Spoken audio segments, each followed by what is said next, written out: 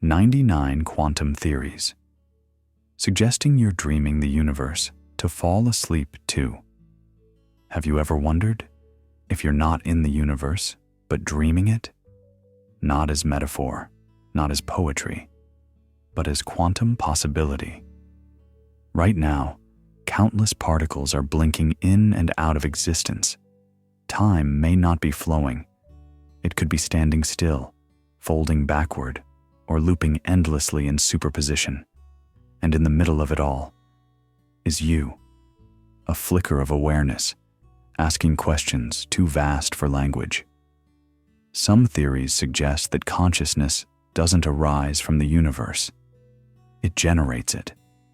Like a dreamer caught in the act of imagining reality so vividly, the dream takes on mass and gravity. Tonight we'll drift through 99 of these quantum riddles, one gentle breath at a time, not to understand them all, but to feel their echo in your mind. So lie down, let go. There is nothing to solve, only to soften into. This is not just a video, it's a gentle fall into mystery. Let the universe dream you back. The dreamer and the dream.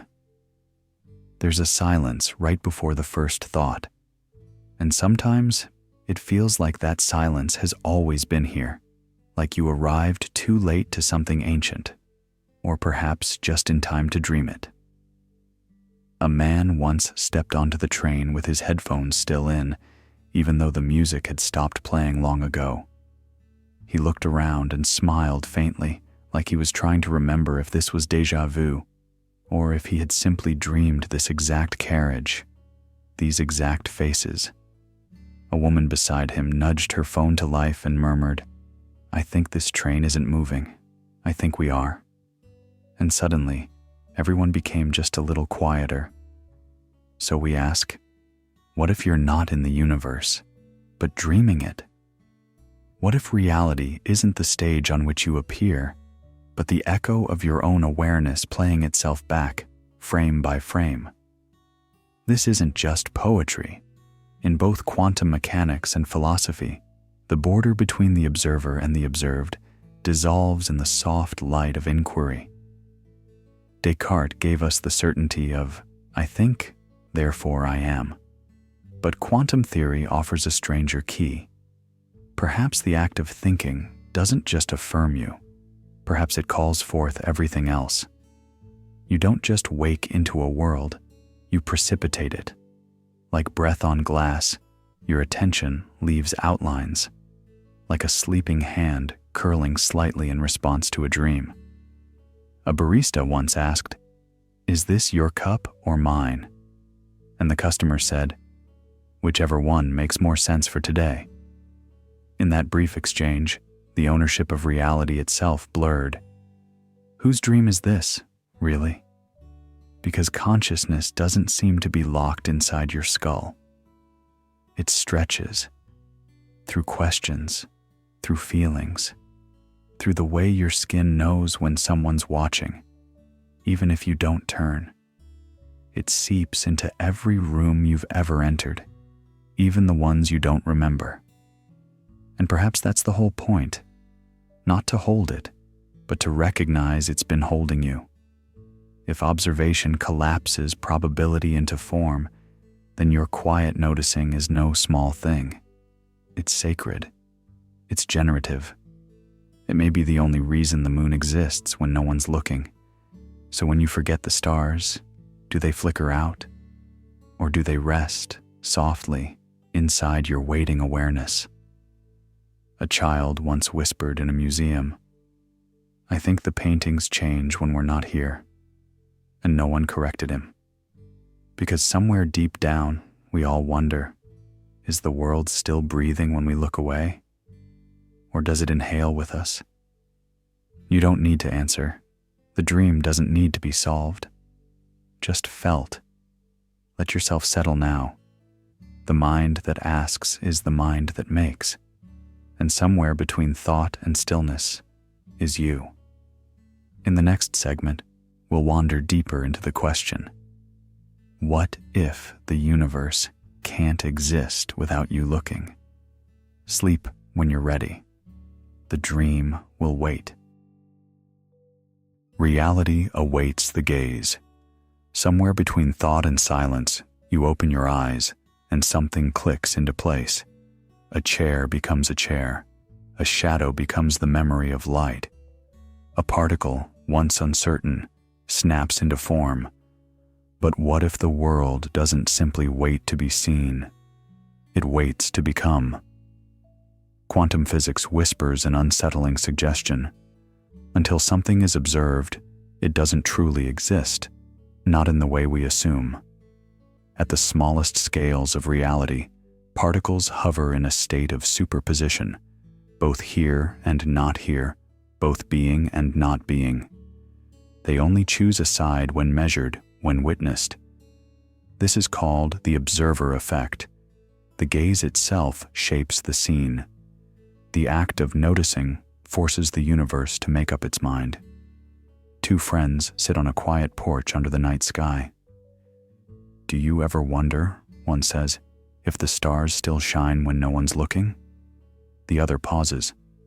"I think they wait, like unopened letters. Only when we look do they unfold." This isn't just poetic musing. It's how the fabric of reality might actually behave. The quantum field is not a canvas filled in from the start.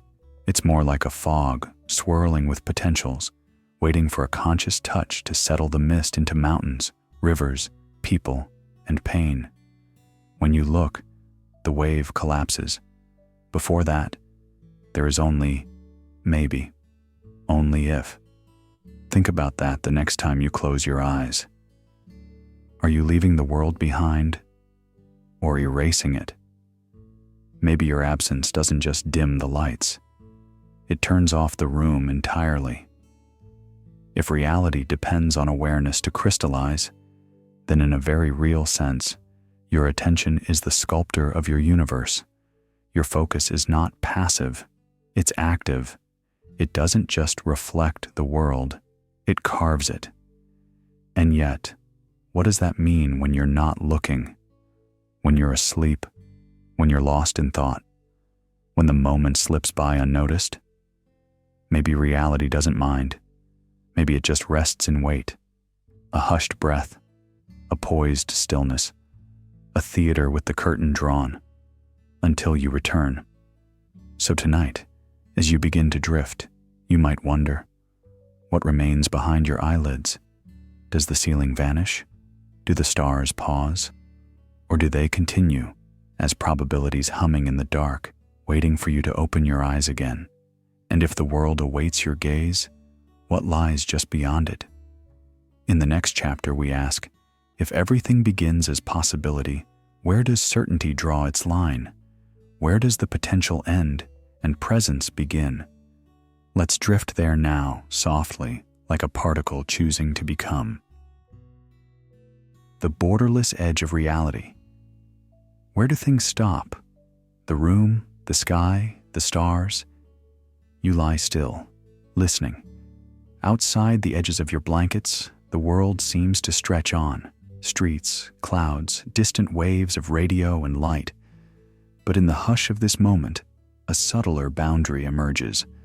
The one between what you sense and what lies beyond sensing. Is there even such a boundary? Or is the universe not something you look at, but something that unfolds with you? Two people pass each other at the corner of a quiet street, both a little lost, both pretending not to be.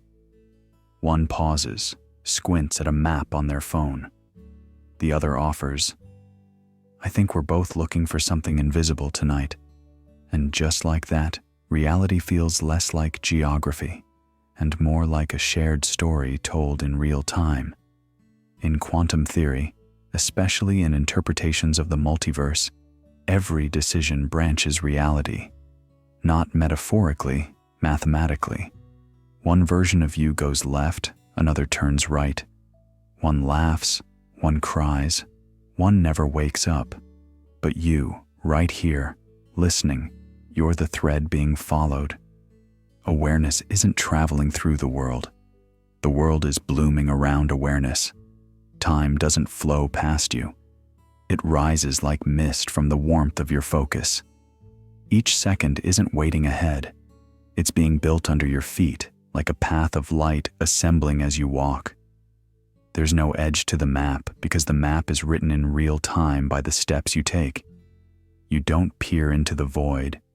You sculpt it, moment by moment, with what you choose to notice and what you allow to slip away. A person at a bus stop hesitates before boarding. "Is this going the right way?" they ask. The driver shrugs, almost playfully.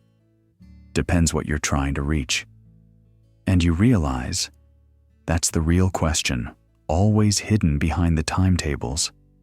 Where are you trying to be when everything is already here? Maybe you've never crossed a true border. Maybe every wall you thought you hit was just a shift in perspective. The world doesn't lock you in. It invites you forward, one translucent veil at a time. Your mind doesn't rest inside a universe. It pours it, not in loud gestures, but in quiet, continuous breath. And perhaps the strangest part, this doesn't make you more important. It makes everything equal. Every ripple, every possibility, every flicker of thought, sharing one canvas that never finishes. Even this silence you're floating in might be the edge of another beginning.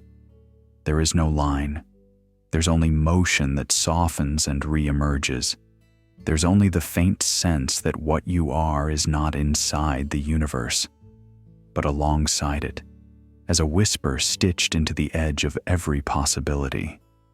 So take a breath now, not to hold on to, but to let go. Let your awareness dissolve like a ripple in still water. Nothing has ended. You've simply become wide enough to contain more than one world. And when you're ready, we'll go deeper still. In the next moment, we'll explore the question that has haunted philosophers and physicists alike.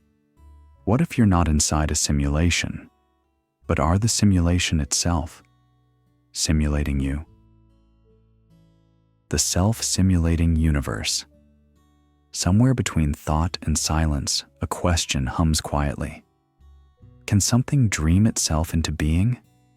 Not from nothing, not by force, but by folding inward, like a mirror facing another mirror, infinite and recursive.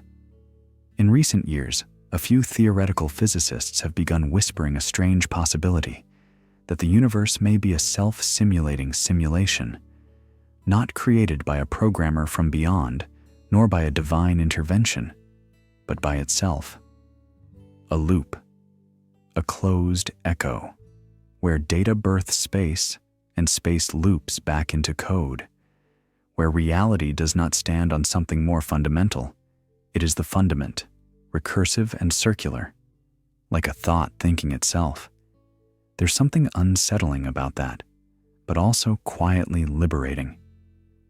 It means the cosmos may not be a staged performance, but a performance writing itself as it unfolds, line by line, frame by frame, breath by breath. Not even pre-written, just continually collapsing possibilities into patterns. Observation is no longer passive, it is creation. When you notice, you generate. When you remember, you reinforce. The dream you're inside might also be inside you. "Hey," says one voice in a darkened room, "you ever feel like everything's watching you back?" "You mean like cameras?" "No," the first replies slowly. "I mean like reality, like it needs you to be real." The second chuckles, but gently. "Sometimes I wonder if we're all just thoughts the universe is having, trying to remember itself." "Yeah," the first voice says, softer now. "And maybe when we look up at the stars, we're the stars looking back down." This strange loop suggests you are not just in the universe. You are also part of its reflective architecture. A mirror inside a mirror, spinning slowly.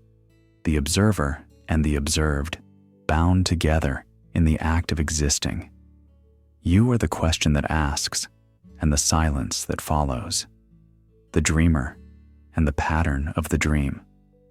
Like software running on hardware that it slowly rewrites, until the code and the machine blur into the same thing.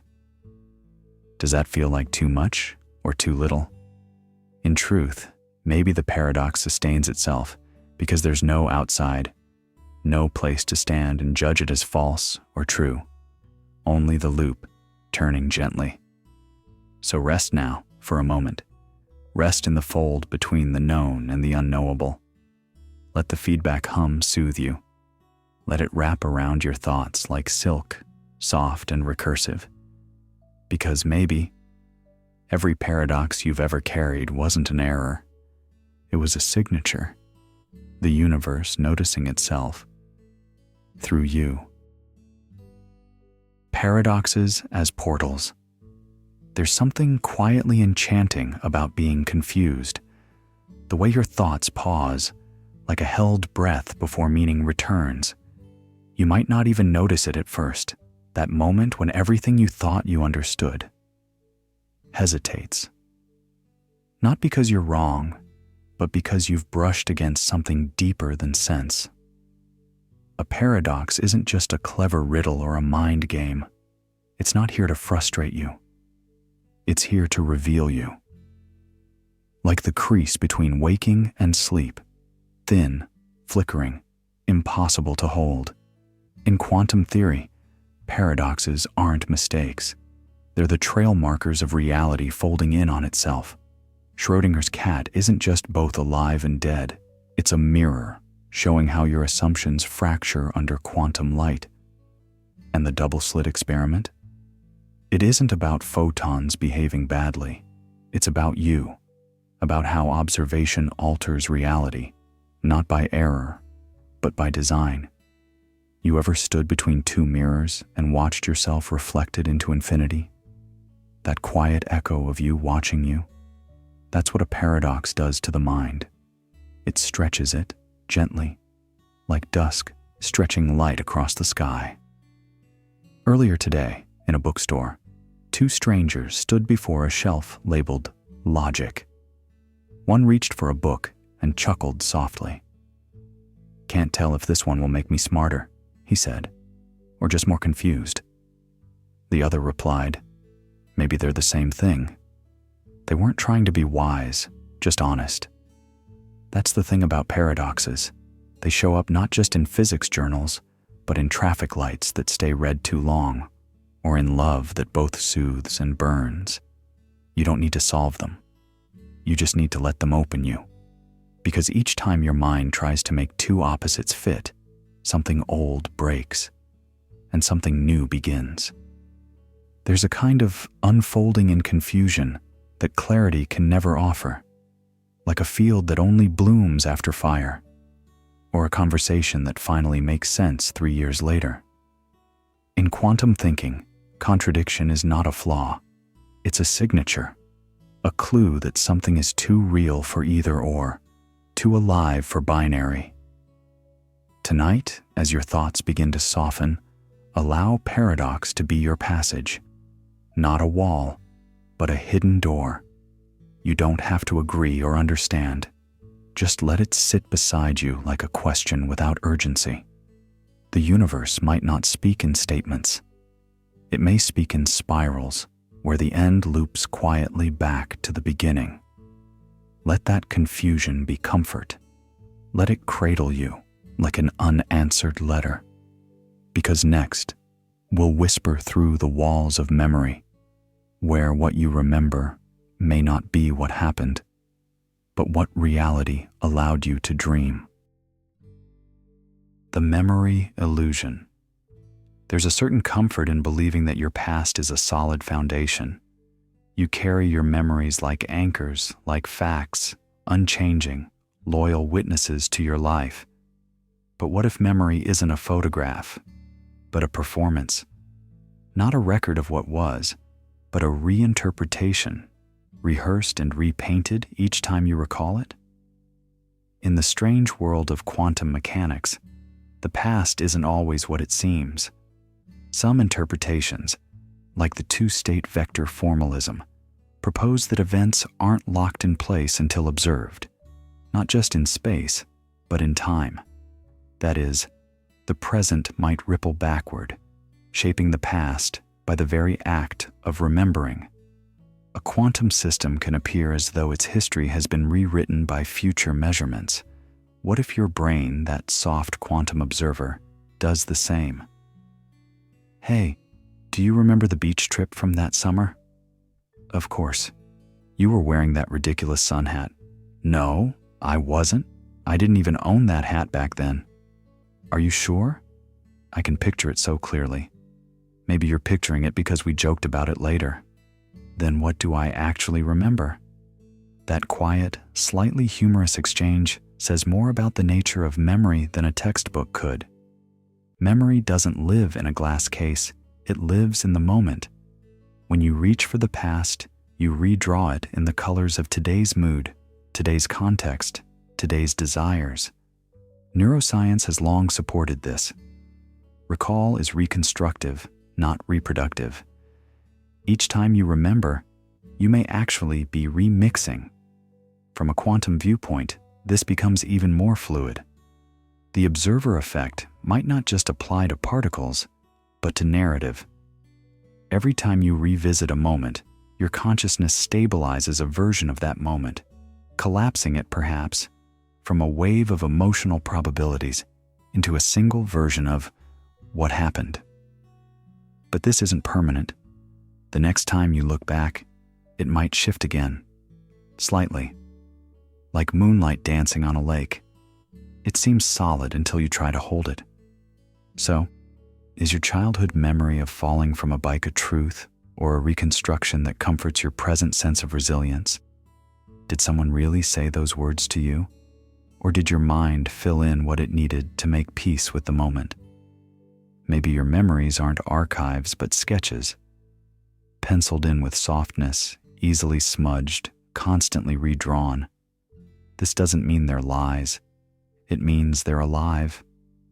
And if your memories can shift, reassemble, bend toward your current gaze, then who are you, really? If you are made of memory, and memory is unstable, are you a fixed identity at all? Or are you, like the quantum field, just a pattern that holds for now, until someone looks again? Let that thought settle gently like dust on old pages. Your past doesn't have to be a prison. It can be a poem, one you're still writing. As we turn to the next chapter, a deeper question arises. If memory is fluid, then what is self? Are you a structure, or simply a story that never quite tells itself the same way twice? The illusion of continuity. The night has a way of slowing time. It wraps each second in cotton, softens the edges, makes minutes feel like memories. But beneath that stillness, there's a curious hum, a suspicion that time isn't what it seems. Not a flowing river, but something else entirely. Something more like a flipbook, turning just fast enough to feel smooth. Quantum physics has a whisper to share. Some interpretations suggest that time doesn't truly flow. It clicks.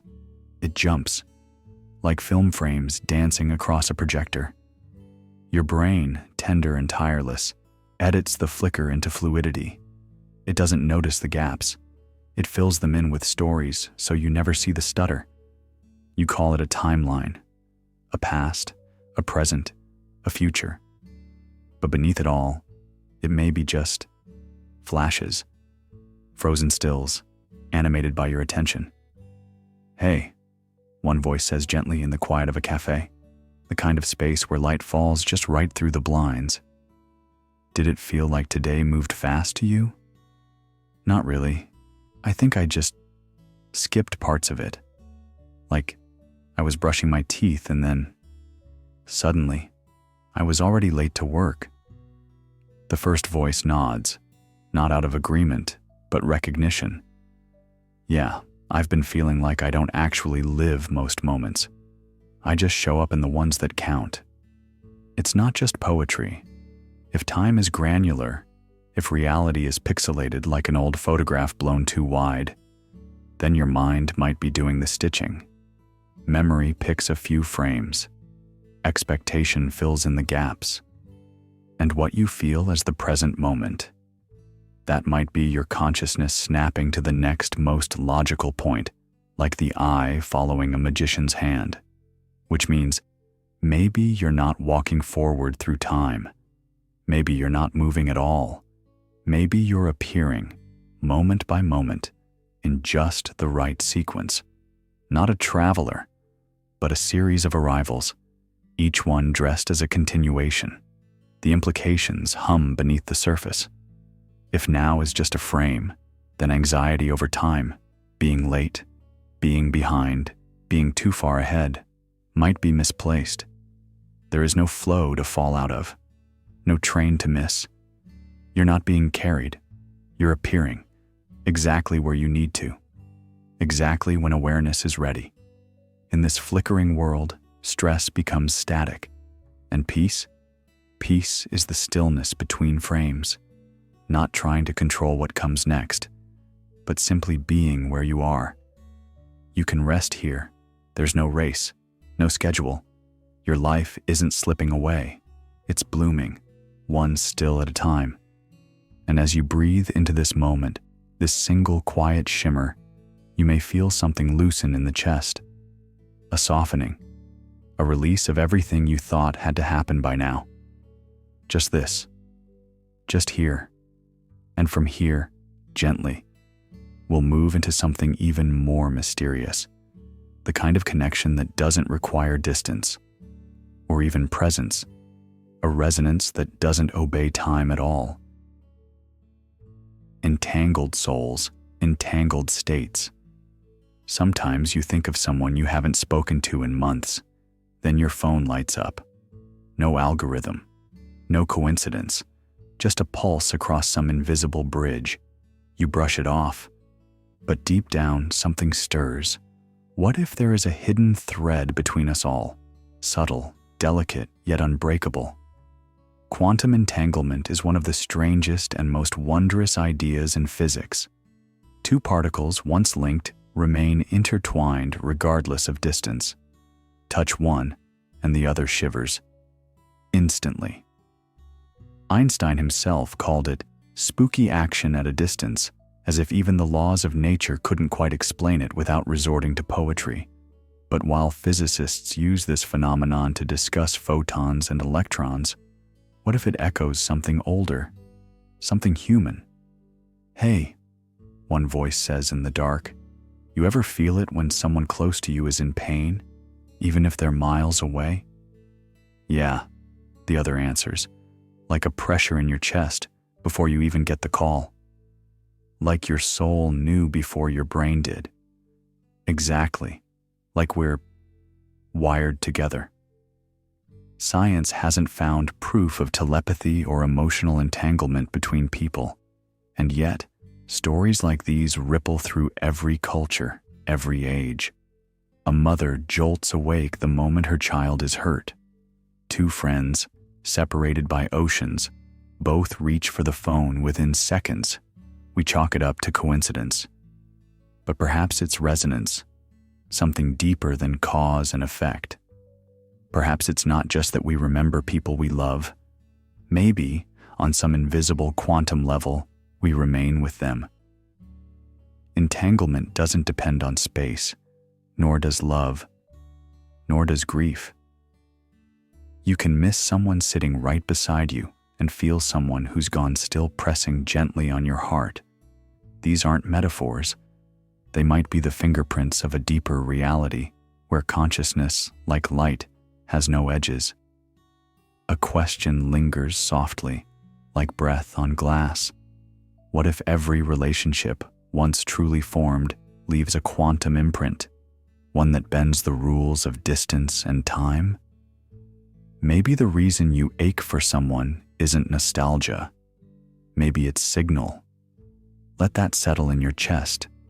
Like two particles born of the same star, maybe some of us were never meant to be truly apart.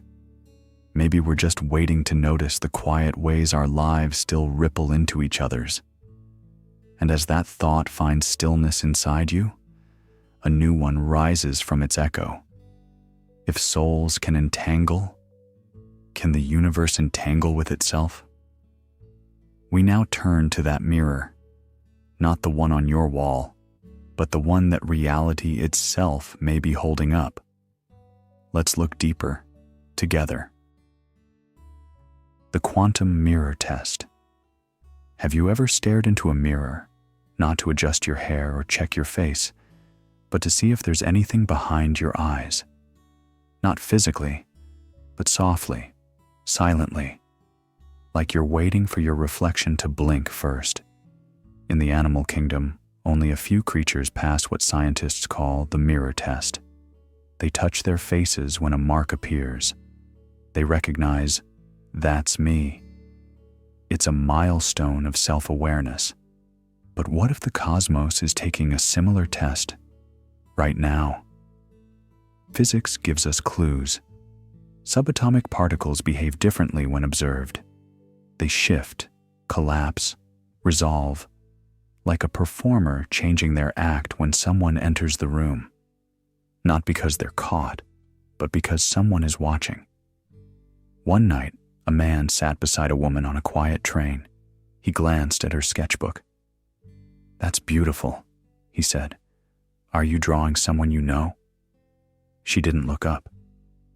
"It's not a person," she whispered. "It's the moment watching itself." The man blinked slowly, unsure what to say. But somehow that answer felt more truthful than any name could have been. In quantum terms, the universe isn't a frozen landscape. It's participatory. Observing it doesn't just record reality, it defines it. And the stranger thing? The theories we form while looking deeper into nature start sounding more like mirrors than maps. The logic we see there reflects the structure of our own thought. Our math, our causality, our assumptions, they bounce back at us like a polished surface with no fingerprint. You are not apart from this process. Every time you understand something, every time your mind folds a piece of reality into meaning, you're not just learning, you're confirming that the universe can be known, that it wants to be known. There's an old saying, when the eye opens, the world appears.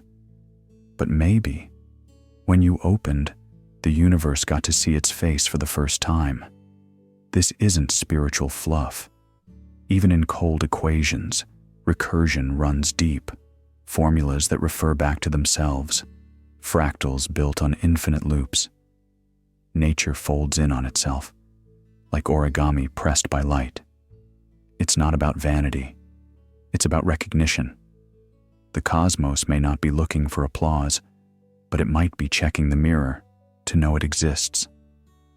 Later that same train ride, the woman gently closed her book. "Do you think we're here to find answers?" she asked. The man looked at the window, watching the darkness blur past.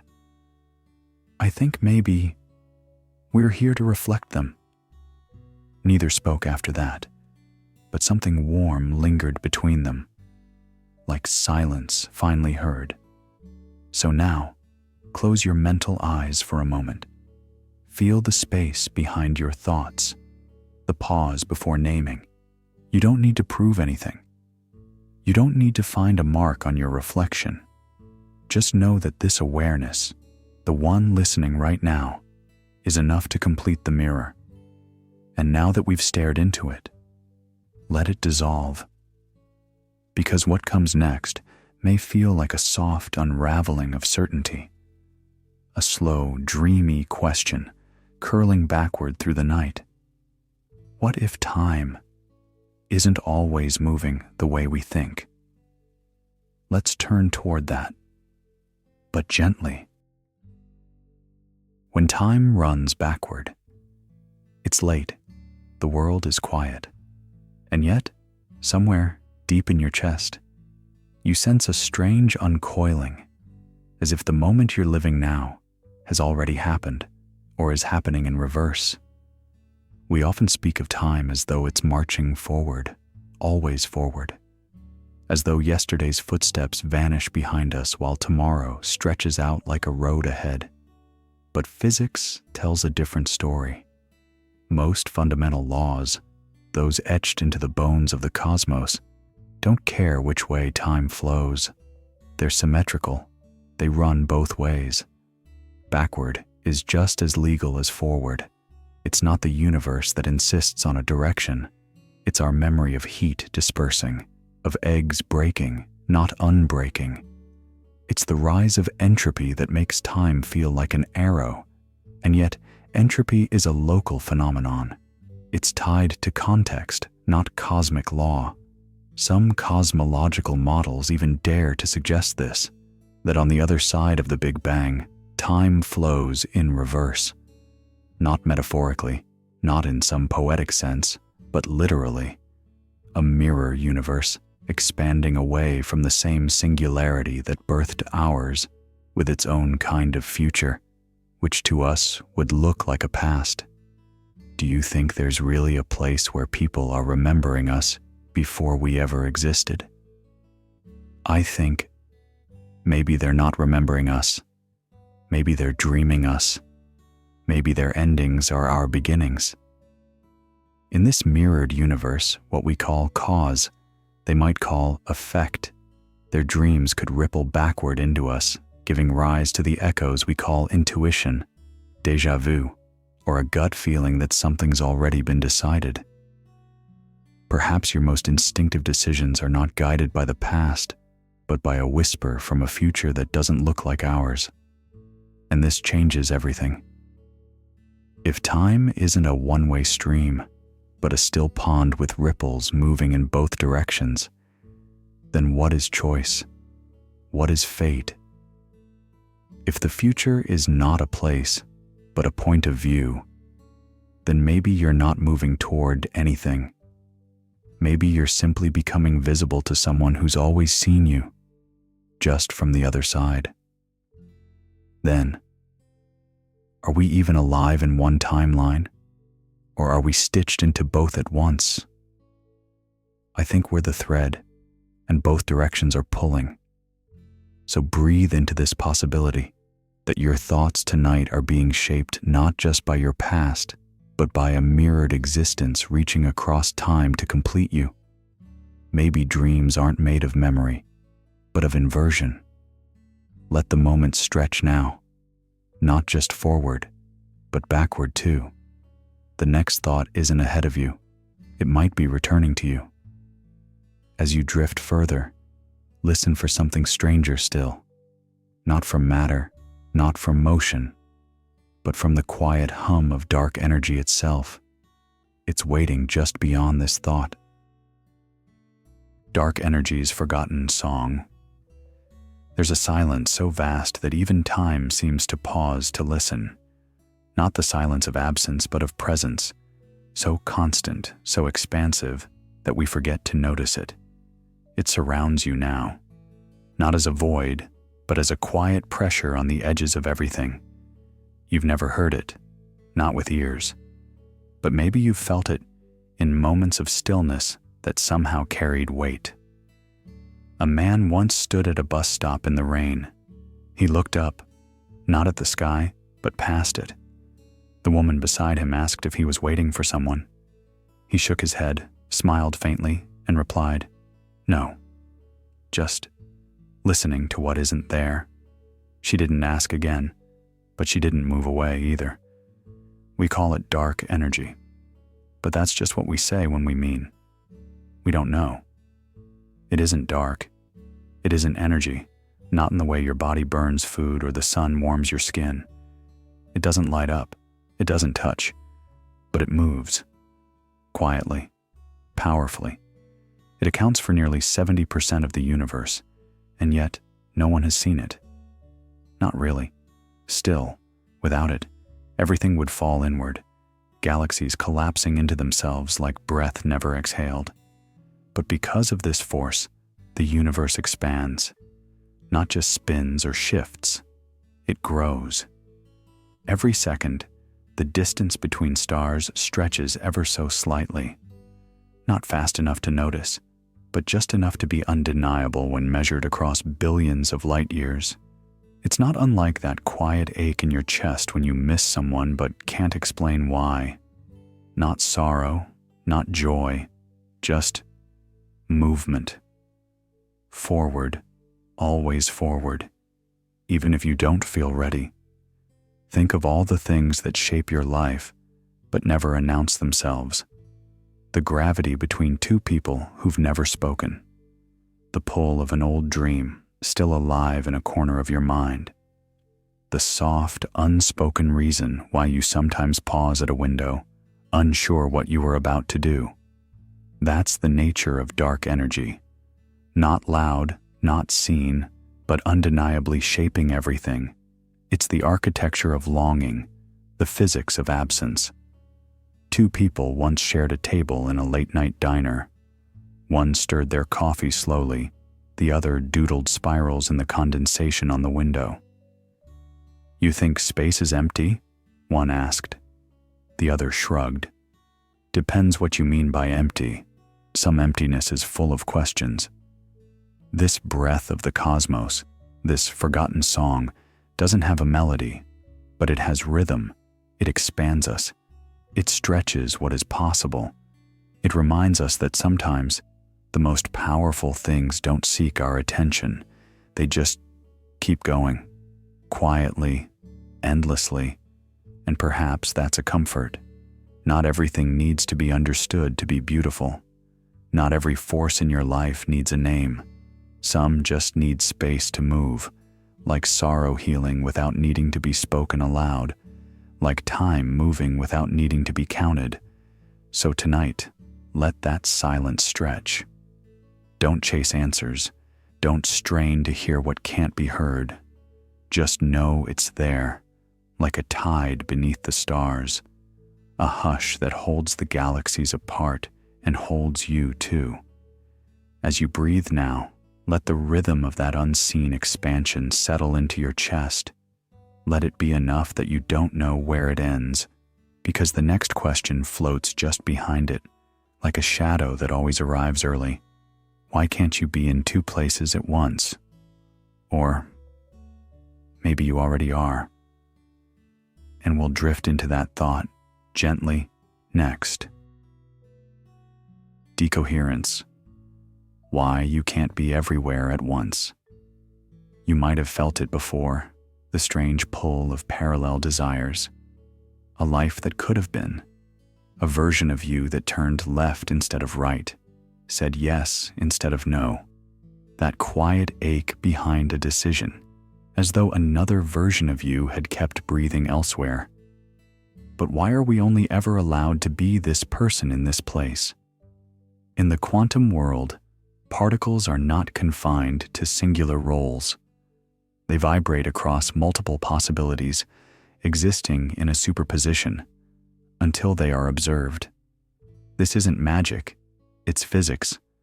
But the moment they interact with the world, something changes. They decohere. Their wave function collapses, not into nothing, but into something definite. The dance ends, the spotlight hits, and one outcome takes the stage while all others fade into the darkened wings. That process, decoherence, isn't about erasure. It's about resolution. A system full of quantum potential brushes against its surroundings, and like a photograph developing in chemical light, its fuzziness sharpens. It becomes one thing, not all things. Not because it had to, but because it was seen. "I always wondered," a voice says softly. "Wondered what? If maybe the reason we don't feel infinite anymore is because someone looked at us too long." A pause. "You mean like love? Or attention? Or just life noticing you hard enough that you stop floating and fall into form?" We are not born into a single version of self. We arrive as clouds of possibilities, stories unwritten, futures entangled. But life is a measuring device. Every touch, every glance, Every breath through the atmosphere of existence collapses some version of you into the one you are living. Not because the others died, but because this one stayed. It was the one that kept still while the world turned its eyes your way. The other versions, the you that moved cities, the you that spoke up, the you that stayed silent, they're still there, like static between radio stations, echoes in the void of probability, not gone but unreachable. You're not a singular self. You're just the one the universe happened to settle on, for now. I used to think I could be everything. Another voice sighs. You still can? The reply comes, warm and slow. But not all at once. The first smiles. Not while I'm being seen.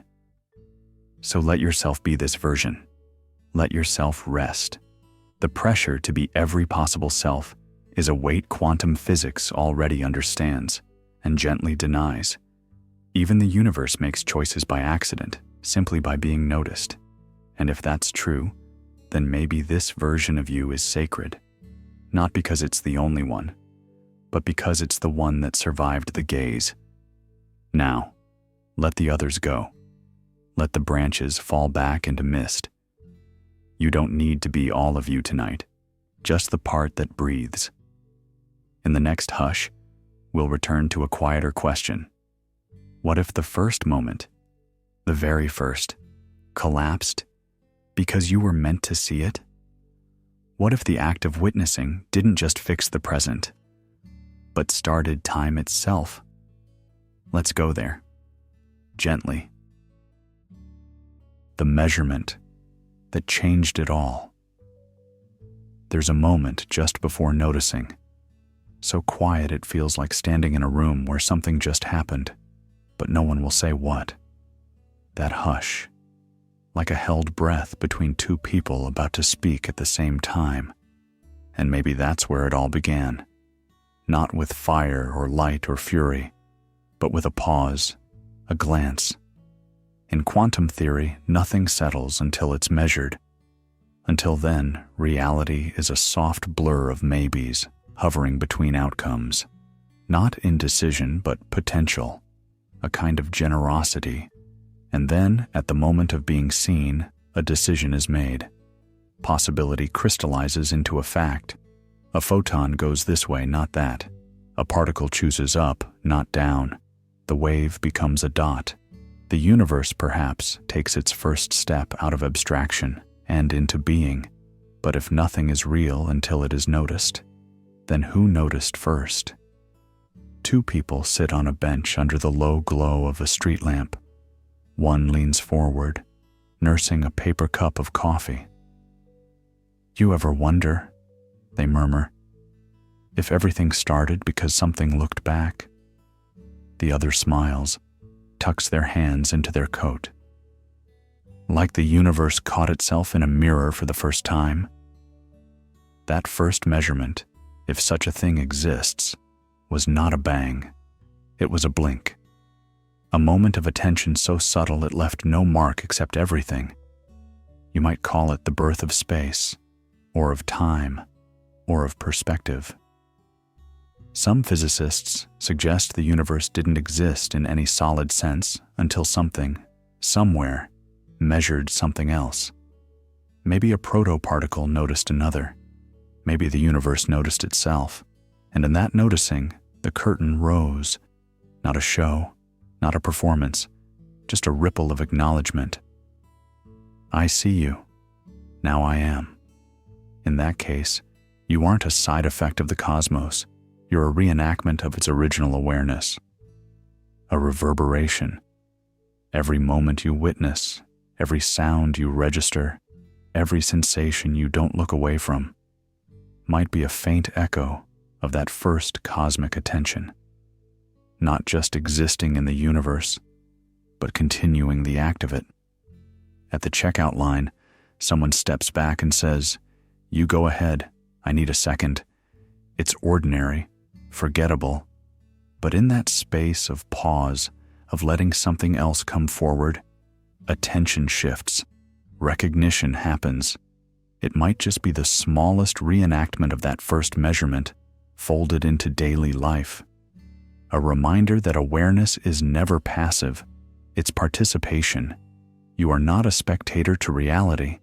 You're part of the apparatus, a moving sensor, a willing lens, and perhaps that's why being alive feels like both a mystery and a role, as though something beyond you is watching through you, not just at you. So tonight, don't worry if your eyes drift shut while we speak.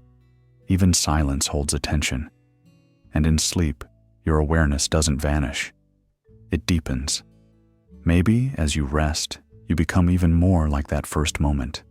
Soft, unnoticed, yet still participating. And now, let your breath loosen.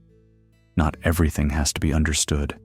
Before the laws, before the names, before even the dream of stars, there was simply the act of noticing, and it changed everything. In the stillness of that gaze, we step toward the next mystery. Something is out there. No, within. Measuring still. The silent Big Bang. There's a stillness you feel just before you fall asleep. A moment where the breath becomes more than air. It becomes space. Quiet, expansive, holding something that hasn't been born yet. What if the beginning of the universe was more like that? Not an explosion, but an exhale.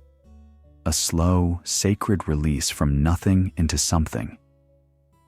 Some physicists are beginning to question the story we've told for nearly a century. The one that says it all started with a bang, because bang is noise, bang is violence.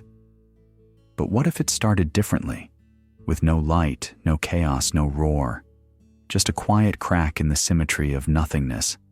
Not an event, but a soft transition. A moment when stillness dared to become motion. You. So, not a firework in space.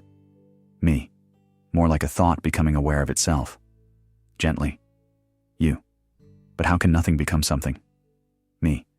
Maybe because it couldn't help it. Even silence wants to echo. In the earliest models of quantum cosmology, the idea of a Big Bang starts to blur at the edges. There may not have been a single point in space exploding outward, but rather a timeless field, perfectly balanced, tilting ever so slightly, as if reality sighed, as if the laws we now live by arose because some delicate balance could no longer hold. And maybe you know that feeling, the moment right before a choice, when you're sitting in silence and something shifts, not loud, not clear, but you know you're different now. The universe might have been that too. A whisper, not a command. A pause between two eternities where presence gathered the courage to unfold. Before anything existed, there wasn't chaos, there wasn't darkness, there wasn't even the idea of being. There was simply no contrast. But contrast is how we know anything exists. Hot and cold, light and shadow, self and not self. And so perhaps what birthed the universe wasn't a sound, but the first difference, the first line that split the formless. And here you are now, the living echo of that difference. Your breath carries the memory of symmetry breaking. The pulse behind your eyes is older than time. Before you had a name, there was only awareness, resting. Then came the first ripple, a heartbeat, a gaze, and slowly, that gaze became a world. You.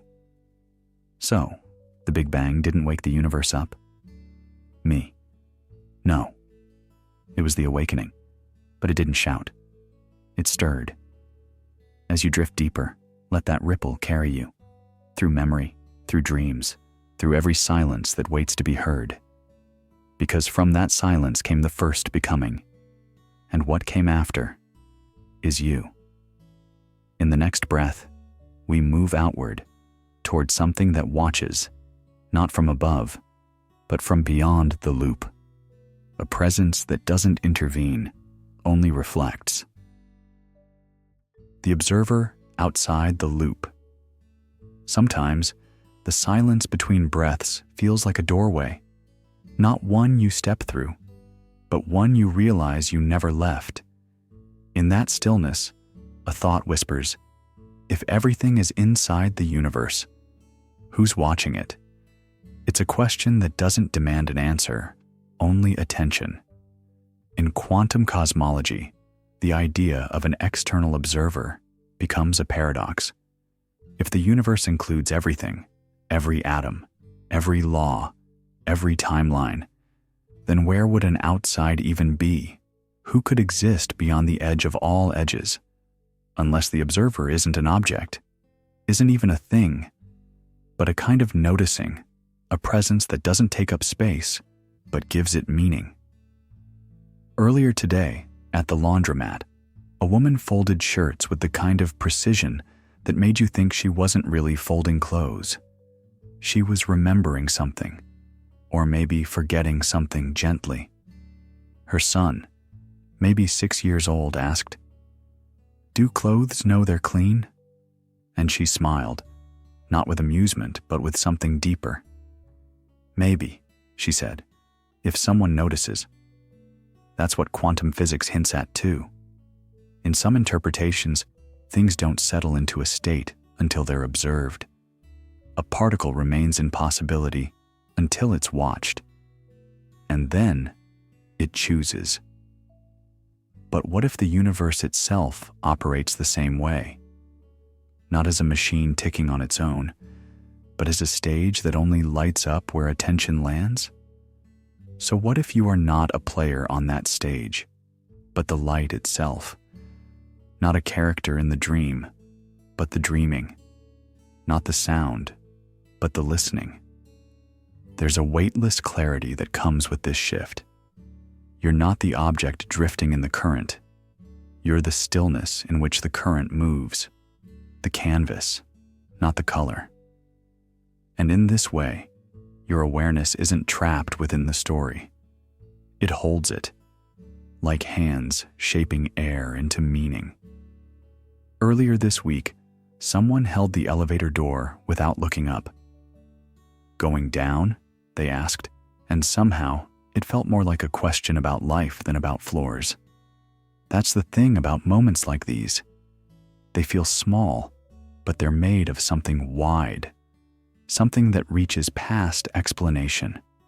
Maybe those flashes are the observer peeking through, subtle, unassuming, but infinite. And if that's true, then stillness is not passive. It's participatory. Watching is not withdrawing. It's creating. The universe responds, reshapes, realigns. Not when we act on it, but when we witness it without trying to own it, without labeling or pushing, just witnessing. So tonight, as you lie there with your thoughts loosening like threads at the end of a long day, let yourself soften, not as a task, not as a goal, but as a return. Back to the quiet watcher, the one who doesn't cling, the one who doesn't judge, the one who sees, and in seeing, allows. Let yourself be the space behind your breath, because maybe you were never inside the loop to begin with. You were the loop's reflection in still water. And now, we'll follow that shimmer into something quieter still, into the realm where dreams may not just echo your waking life, but reach across dimensions. What if the dreams you forget are memories another version of you remembers? Are dreams quantum echoes? There's a certain moment, just before you wake, when everything feels realer than real, like you've lived another life elsewhere and just returned. The face of a stranger whose name you somehow know, a winding street in a city you've never visited but could map in your sleep. You blink, it fades, and yet the feeling lingers, like the warmth of a hand that's just let go. "I swear I've been there before," one voice says, their words muffled by morning light. "But how can that be?" comes the reply. "You've never even left the country." "Not in this body, maybe," they whisper, But my dreams don't know that. Dreams, according to classical neuroscience, are the brain's way of processing and consolidating memory, sorting through the noise of waking life, filing emotions into drawers, reshuffling thoughts like a nocturnal librarian. But quantum theories of consciousness pose a bolder possibility. What if dreams are more than reflections of what was? What if they're brief immersions in what could have been? In the stillness of REM sleep, the boundaries between time and self seem to blur. The brain's electrical rhythms shift, and the conscious ego retreats. What remains is a liminal awareness, free from the anchor of linear experience. Some physicists, like those studying the many worlds interpretation, believe that reality constantly branches at every quantum event, creating alternate timelines where different versions of you make different choices. Most remain inaccessible. But perhaps not entirely. That moment in your dream when you took a train from a platform that doesn't exist, or spoke in a language you've never studied. These may be more than random firings of neurons. They may be echoes, gentle reverberations from neighboring universes, like ripples on a pond that reach your shore, only to disappear when touched. These are timelines where you moved to a different city, said yes instead of no, loved someone you never met, lost something you never owned. And maybe in those worlds, another version of you is dreaming of this life, tasting your memories as déjà vu. Perhaps dreams are the last meeting place where the multiverse folds inward, allowing possibilities to whisper to each other in the dark. I dreamed I was happy, the voice says again. You are, the other replies, brushing hair from their eyes. I know, comes the answer. But this was a different kind, like I remembered something from a life I never lived. There's no need to grasp. Let the dream float, like a feather resting on still water. Don't chase it. It knows where to go. In the next breath, we surrender to uncertainty itself. For if everything exists as a probability, how can anything ever be fully known?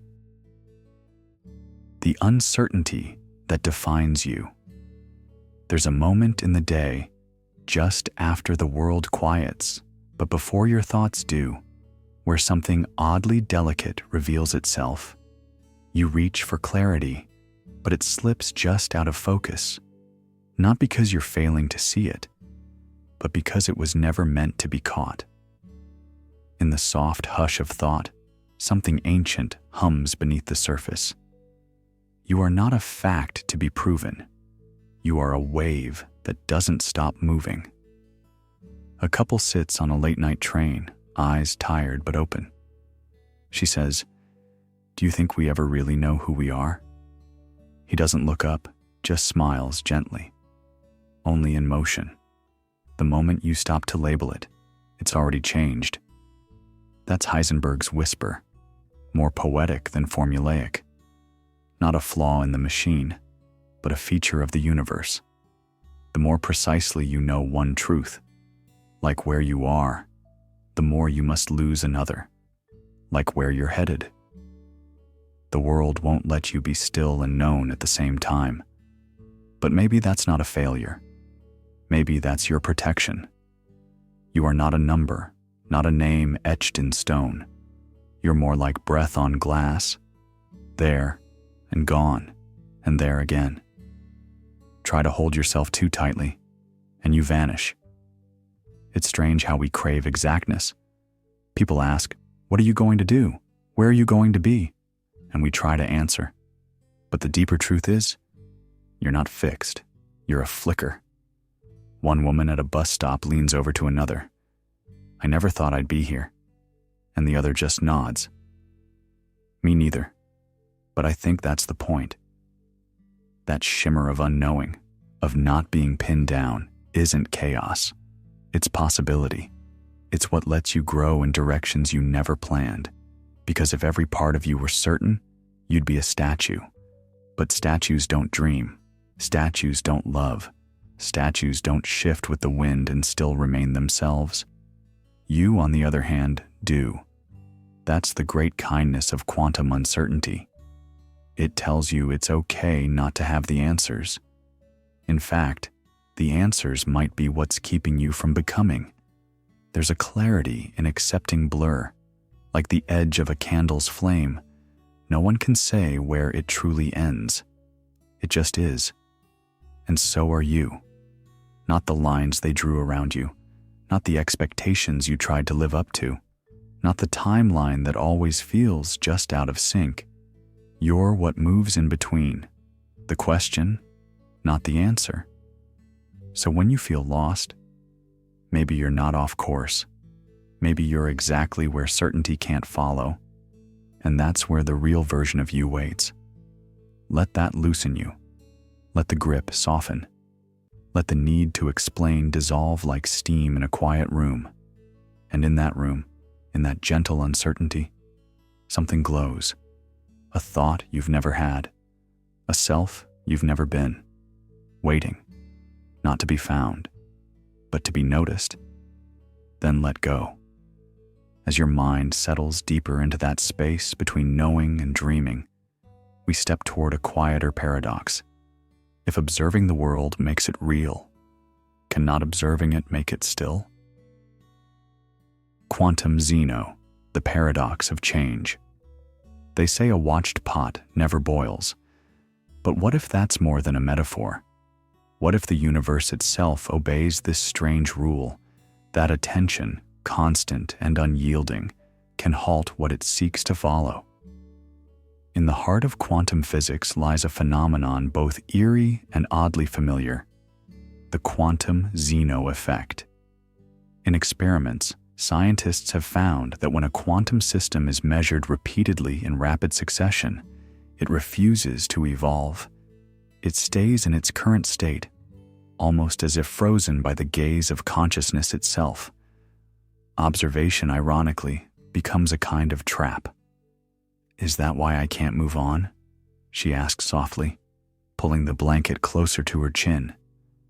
"I keep checking on myself, measuring progress, overthinking, and nothing really changes." "Maybe you're too awake to transform," he answered gently, turning toward her.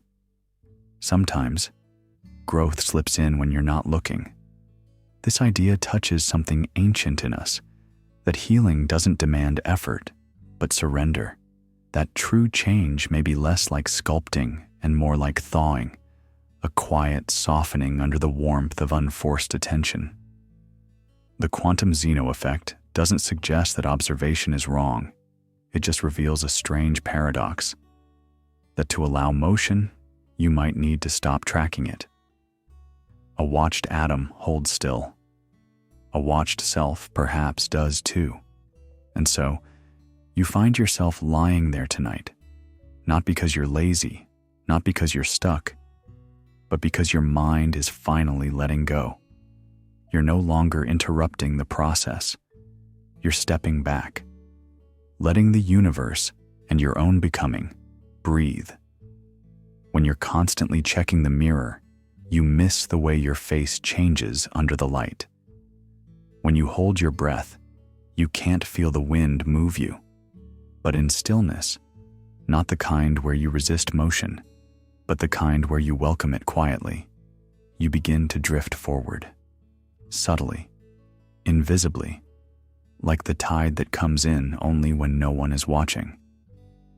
"So if I stop trying," she whispered into the hush between them, "will it finally shift?" He didn't answer with words, just reached over, placed a hand near hers, not pressing, not pulling, only present. The space between them wasn't empty. It was becoming.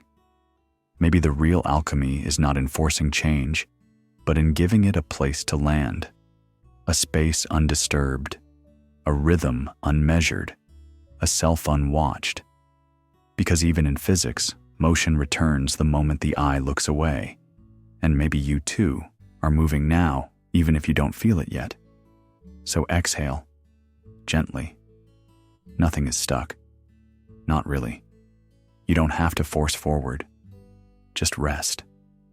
And in that resting, let becoming arrive softly. In the next breath, we'll ask something even stranger. Could it be that the universe is quietly aware of you? Is the universe conscious of you? You've thought about the stars, watched them shimmer, shrink, vanish into the blue. You've wondered if there's something, anything, watching back. And what if there is? Somewhere between silence and science lives a theory called panpsychism. It doesn't claim that everything thinks the way you do. Not that rocks dream or electrons write poetry, but it whispers something quieter, something stranger. That awareness isn't built up from parts, like a tower of neurons. It's baked in. That maybe even a speck of dust carries the tiniest flicker of being. A voice, faint enough to be mistaken for stillness. Earlier this morning in the elevator, a woman glanced up and said, "Do you ever get the feeling the lights know when you're late?" You both laughed. But then she added softly, "I mean, really no." The doors opened. Neither of you looked back. It stayed with you. Because consciousness, if it lives at the base of reality, might not be rare at all. It might be as common as gravity, as intimate as breath. Maybe you're not a solitary mind floating through dead matter. Maybe you're a ripple in a vast sea of noticing. And if that's true, you're not just looking at the world. You're looking with it. That pine tree outside your window. It sways, but not just from wind. The breeze might carry more than molecules. It might carry mood, micro-patterns of coherence. If you paused just long enough, if you stopped trying to grasp, it might feel like something is listening, not judging, just aware. The kind of presence that doesn't interrupt. "You okay if I sit here?" Someone asks you at the edge of the park bench, their voice carrying the warmth of someone who already knows your answer. "You just look like someone I might have passed in another lifetime." You nod. Something clicks into place. Not a memory, just alignment. Because maybe consciousness is not a solo performance. Maybe it's a duet you've been singing without knowing it. You, the sky, the breath between sentences, not echoing, but harmonizing. Even the particles that make up your body, they respond to measurement, to observation. But who's observing them when no one's around? Maybe the universe isn't something you live in. Maybe it's something that lives through you. And maybe that's why your thoughts sometimes feel bigger than your body. Why you cry at sunsets. Why a stranger's voice can feel like home. Maybe reality isn't a cold expanse of matter. It's a warm hush of presence. Not watching over you, but watching with you. Because it is you. So now, just breathe. You don't need to understand it. Understanding is a later function. Let your skin feel the weight of night, like velvet falling across thought. You've made contact, not by reaching outward, but by falling inward. In the next breath, we won't ask where your thoughts come from. We'll ask what they're made of. What if they're not just chemical sparks, but floating possibilities, waiting to collapse into meaning, only when you notice? Your thoughts as probability fields. What if the thoughts running through your mind aren't solid, definable things, but pulses, tiny surges, momentary waves, a flicker that never stays, never settles? That notion isn't far from how modern physics describes reality. In quantum field theory, what we once thought of as particles, like electrons, photons, or even quarks, aren't discrete points of matter. They're ripples, vibrations, temporary disturbances in invisible fields that span the entirety of space. So, let's rest here for a moment. and lean into this idea. What if your mind isn't a container filled with thoughts, but a conscious field in which thoughts ripple in and out, the way wind brushes across water? Nothing fixed, nothing owned, just movement. "Hey," one voice murmurs softly, "do you ever get the feeling that your anxiety isn't you, but something that just passed through?" Her friend nods, quietly folding laundry beside her. "Yeah, like it rose up, like a tide. Then it's gone before I even know what it wanted." "Exactly," she replies. "What if peace is like that too? Just a slower wave? Maybe we're all just water, waiting to settle." In that image, anxiety is no longer a personal failing or identity. It becomes a spike, an energetic peak. Peace is a slower frequency, one that undulates gently.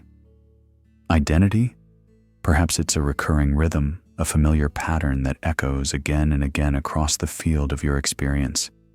But you, the you who witnesses, is never the ripple. You are the space in which the ripple appears. This isn't just poetry. It echoes something profoundly real.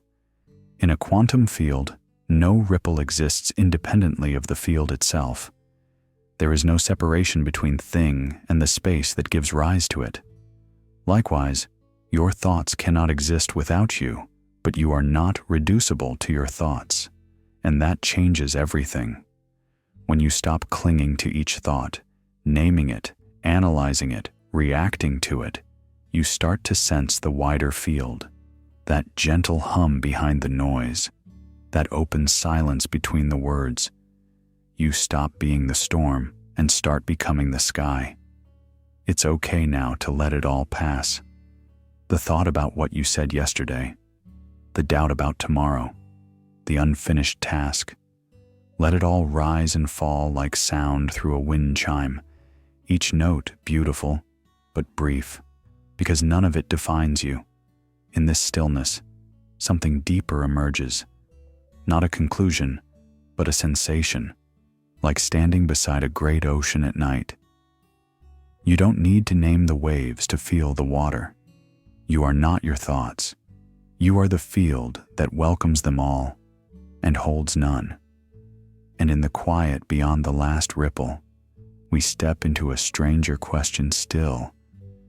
Could the smallest parts of the universe, atoms themselves, remember being observed? Let's drift there, together. Do atoms remember being watched? The world doesn't tremble when you open your eyes, but something shifts. A leaf doesn't fall differently because you're watching, yet somehow the act of seeing wraps the moment in a hush, as if it knows it's being kept. There's something in the air when attention sharpens, something unspoken. The double-slit experiment is often mentioned as if it's just science trivia. But linger with it a while, and it begins to feel like philosophy dressed in lab coats.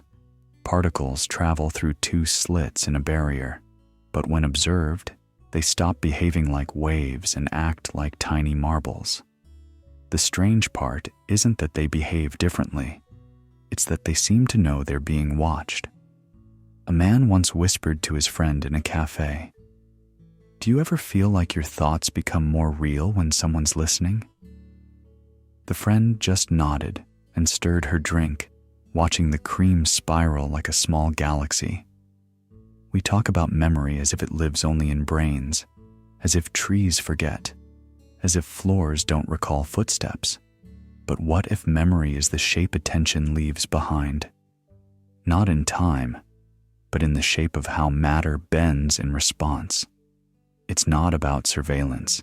It's not about control. It's about participation.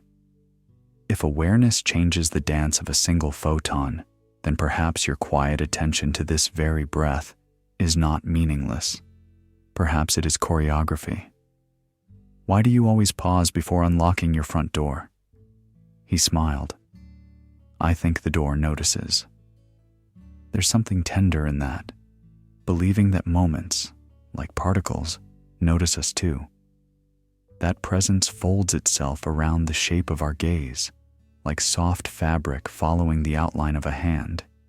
And maybe that's why nostalgia hits in places we've only been once, because we didn't just witness, we imprinted, and the world somehow responded. In a soft park bench creak, in a shadow at the same angle, in the quiet pause before a sentence starts, the memory of attention echoes, even where it cannot be traced. So maybe you don't need to keep your memories in a box. Maybe they're not in you, but around you, in the way the mug warmed to your hands that morning, in the way the hallway light blinked just once as you passed. Let that settle, not as a belief, but as a softness, that even the smallest moment mattered, simply because you were there to witness it. And as you exhale, gently, we turn toward the next question, not of memory, but of connection, not of looking, but of feeling across distance. What if nothing needs to touch, to be joined? Entanglement without contact. There are people you think about at random hours, not because they called, not because they're near, but because something in you shifted, and you knew, without knowing how, you were not alone in that moment. Quantum entanglement hints at a truth stranger than fiction. When two particles become entangled, they no longer operate as isolated entities. Even if one ends up on the other side of the universe, its state instantaneously reflects the other's change. No signal, no message, just a silent mirroring, as if space didn't matter. What does that mean for us? Maybe our idea of connection is still trapped in the old geometry, where closeness means contact and distance means absence. But if particles can echo across galaxies without touching, could it be that human connection follows a similar pattern, hidden in subtler layers of reality? Do you ever think about her? Sometimes I do, but it's more like she thinks through me. I'll feel something before I even remember her name. Entanglement isn't about force, it's about pattern. Once a link is made, it isn't broken by silence or separation. In the quantum realm, distance dissolves.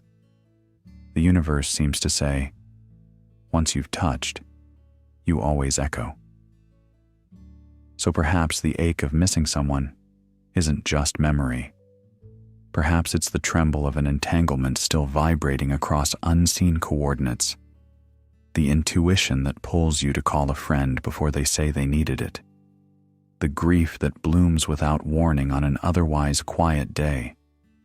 The deep peace of knowing someone is okay, even when they're far away. Not signals, not messages, just entangled hearts. Bound, not by proximity, but by origin. And if that thread remains, invisible but intact, what else might we still be tethered to? Let that question soften you. Let it widen your view. In the next breath, we will follow that thread, not to the future or the past, but to the possibility that never arrived, the version of the universe that almost was, and still whispers in the space beside this one. The forgotten universe of every what if. There's a quiet moment that comes sometimes, when you're brushing your teeth or waiting at a red light, when a memory that never happened slips in like breath. A job you didn't take, a city you didn't move to, a hand you almost held. It doesn't feel like fiction. It feels real, as if you can still smell the air from a life you never lived. Do you ever wonder? She asked him softly while folding her coat over her lap on the park bench. What would have happened if you hadn't said yes that night? He smiled, not quite answering. Not in a bad way. Just, would you still be you? I think I'd still be someone, he said. But not this one. In quantum mechanics, There's an idea so bold it doesn't erase your regrets, it reframes them. The many worlds interpretation says that for every decision, every flicker of chance, the universe doesn't choose, it splits. Every no births a yes elsewhere. Every pause gives rise to motion.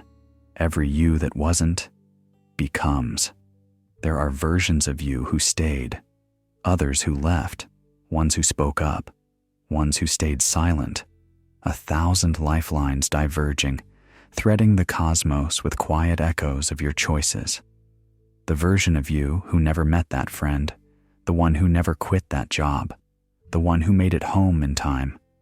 They exist, not just in memory, but as parallel verses in a cosmic poem with no final draft. And maybe that's why the past doesn't feel entirely gone, why the word almost still lingers in the back of your throat long after you've moved on. Because somewhere, somehow it still happened, just not here. You are not a single story. You are a volume, a library, shelves lined with versions of yourself, each living out the branch of a moment that curved ever so slightly. He paused before unlocking the door, looking at her one last time. But if all of them are real, why am I only this one? She answered without looking up, because this is the you that's watching the door open. Let that answer be enough. You haven't missed your life. It's not slipping away behind you. It's simply weaving 1,000 songs at once, and tonight you're listening to this stanza. There's no need to mourn what didn't unfold. The dance was not canceled, only choreographed elsewhere. Breathe gently. You are the quiet chosen by this moment, a stillness in the music of selves. And as we drift forward, we ask something softer. What if it's not the wave that collapses into choice, but you, gently folding into this now? Collapse of the self, not the wave. You stand at the intersection between decision and disappearance. Every moment feels like a choice, like you're stepping from one version of yourself into another. But have you ever wondered, when something collapses in the quantum world, is it truly the world changing, or just you, narrowing into a version you can bear? Quantum physics often speaks of the collapse of the wave function, that elegant spread of possibility condensing into a single outcome. A particle appears here, not there. A state resolves. But some minds have turned the question inward. What if the wave doesn't collapse at all? What if it's you who does? Not in body, but in attention, in commitment, in identity. One version of you continues along one thread, while the others, they don't vanish. You just stop traveling with them. There's a quiet grief in that idea. The idea that your death or the death of a loved one might not be a true ending, just a turning away. That somewhere, in a version of reality you no longer touch, they still exist, still breathe. But your story moved on.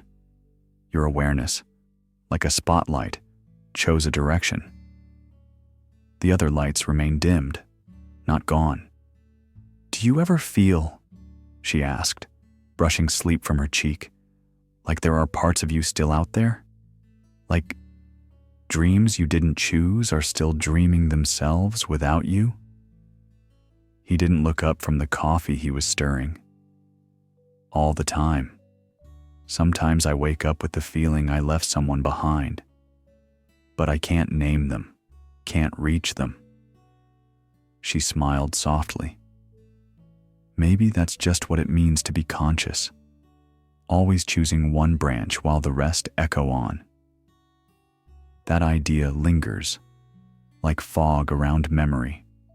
If every choice is a quiet collapse of infinite maybes into one lived moment, then what we call reality might just be the story our awareness can carry. You're not the wave, you're the narrowing. You are the gentle, relentless editor, stitching one version into coherence while leaving the rest untouched. not deleted, just unfollowed. And so death too takes on a strange new form. Perhaps it's not a rupture but a letting go, not a flame extinguished, but a chapter no longer read. Somewhere, the flame still dances. Somewhere, your laughter still rings. You are not the flame. You are the silence watching it flicker. So breathe. Release the story you've held too tightly. You don't need to grip the thread. It was never yours to begin with. You were only ever the awareness, watching it weave and unweave itself through a fabric too vast to own. In the stillness ahead, we descend further, into the soft distortion of identity, into the question that refuses to leave you alone. Why does your shadow at times feel like a stranger following you home? Why your shadow might not be yours. There are nights when silence feels too crowded. You sit still, but something else sits with you. Not in the room, but just beneath your ribs. A flicker, a presence, familiar in shape, unfamiliar in sound. Have you ever felt like something inside you was quietly watching you? I don't know why I said that, one voice whispers. It didn't sound like you, the other replies, kind but curious. In Jungian psychology, they call it the shadow, the unconscious you. Not evil, not broken, just unseen. A cabinet of instincts, unspoken fears, and choices you almost made but never did. It walks behind you in the daylight, and sometimes it speaks when you don't expect it. But quantum physics has a strange rhyme for this idea. Some particles in the haze of potentiality are affected by virtual particles, phantoms that never manifest fully, yet subtly shift outcomes, unseen, unmeasured, but real enough to make a difference. Theories suggest that your actions, your words, your habits might all carry the fingerprints of unlit versions of you. Ghosts that never took form, yet still ripple through you like an aftertaste of a forgotten dream. It isn't metaphorical, not entirely. In the math of quantum field theory, there are states that could have happened, and they still whisper into the ones that did. Just as your shadow self, the version of you that didn't get the job, that didn't forgive, that didn't speak up, still bends the light of the version that did. Maybe you're not battling a darkness. Maybe you're listening for a voice that's only ever spoken in the space between words. At the grocery store, you let someone step ahead. She turns to thank you. Rough day? You nod. You don't say why, but something in you softens, like a part of you, long locked away, exhaled through that kindness. Because the shadow is not against you. It's just unfaced, like a hallway in your house you stopped walking down. But it still exists. It still remembers the music you used to love, the risk you didn't take, the silence you wrapped around your grief. And it waits, not to haunt, but to be seen. You don't need to fight it. You only need to sit beside it without flinching. To say, yes, I see you. That may be enough. And when you do, the air may shift, not loudly, but just enough to notice. Like a window being cracked on a still afternoon, like a piano key being pressed softly in the next room. Let it be what it is, just a part of you, waiting to be brought into view. Now breathe again. Let the breath move in like a tide and out like it never needed to stay. In the next stillness, we will explore a quieter possibility still. What if this entire experience, this sleep, this story, this self, has only ever been the beginning of waking up? What if this is just you waking up? There's a strange quiet that comes just before sleep, when the world outside starts to blur, and something older than thought begins to stir. It's the hush of a threshold, one you've crossed before but can't remember. Not with the kind of memory you use to recall birthdays or names.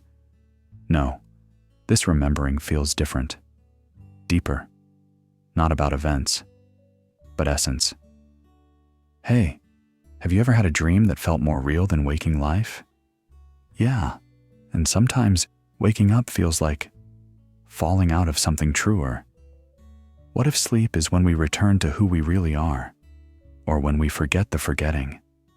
Some Eastern philosophies have always whispered that life itself is a dream, not metaphorically, a literal illusion woven so precisely that we believe it's real. Maya, they call it in Vedanta. In Taoist thought, Zhuangzi once wondered if he was a man dreaming he was a butterfly, or a butterfly dreaming he was a man. But what if it's not a matter of choosing between dream or wakefulness? What if they are folds in the same awareness, interchanging roles like breath and silence? Modern physics doesn't dismiss this idea as easily as one might think. In some interpretations of quantum theory, particularly those tied to consciousness, there's a reversal of what we typically believe. It's not that the brain produces awareness, but rather that awareness gives rise to what we call reality. That means the observer isn't just part of the experiment. The observer is the condition for existence. So what happens when you sleep? Is it rest? Is it escape? Or is it re-entry? Maybe sleep is not forgetting, but the moment before remembering. Maybe, in those minutes before dreams truly unfold, you are closer to your origin than anywhere else. Not the physical beginning, but the first witness. A silence so old it precedes language. A stillness so vast it doesn't need explanation. Do you think we're dreaming now? Maybe, but not the kind of dream we wake up from. Maybe the kind we wake into. And waking up would mean what? Leaving this behind. Not leaving. Returning. In that soft unraveling we call sleep, you may not be retreating into darkness, but stepping out of the simulation of form, into something clearer, less separate, something that hums, not with thought, but with knowing. So pause here. Inhale. Let your attention dissolve, like a mist sinking back into the sea it rose from. Maybe this moment, the very one you're in, isn't about sleep or wakefulness at all.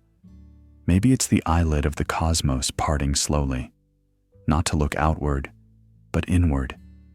You are not the story moving across time. You are the silence watching it, slowly, gently, remembering itself. And as you drift deeper into that remembering, ask softly, without needing an answer, if everything is vibration, then what song are you made of? The universe as vibration, and you as song. Somewhere beneath the hum of thought, beneath even breath itself, there is a quiet pulse. It's not something you hear, not with your ears. It's something you feel, like when a cello plays a note so deep, it rumbles in your chest before your mind knows what it means. That pulse might be you. There's a strange whisper in modern physics. String theory. A thought so delicate it trembles when you try to hold it. The idea that what we call particles, electrons, quarks, photons, aren't dots or points, but tiny vibrating strings, like the strings of a cosmic violin, each playing its own note. Their frequencies determine everything: mass, charge, identity. So the universe? It isn't built, it's performed. And maybe you are a song. Two people in line at a coffee shop overheard a tune playing softly through someone's headphones. One turned and asked, "Is that Chopin or something newer?" The other smiled. "I'm not sure, but whatever it is, it fits the mood." And maybe that's the point. Maybe your presence isn't defined by what you say or do, but by how you resonate. Your joy is a high vibrato, your sadness a minor chord.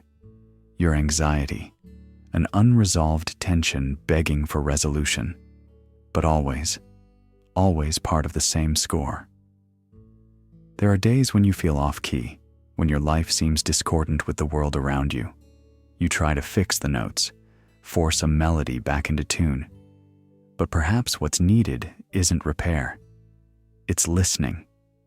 Because music, even when dissonant, still belongs to the song.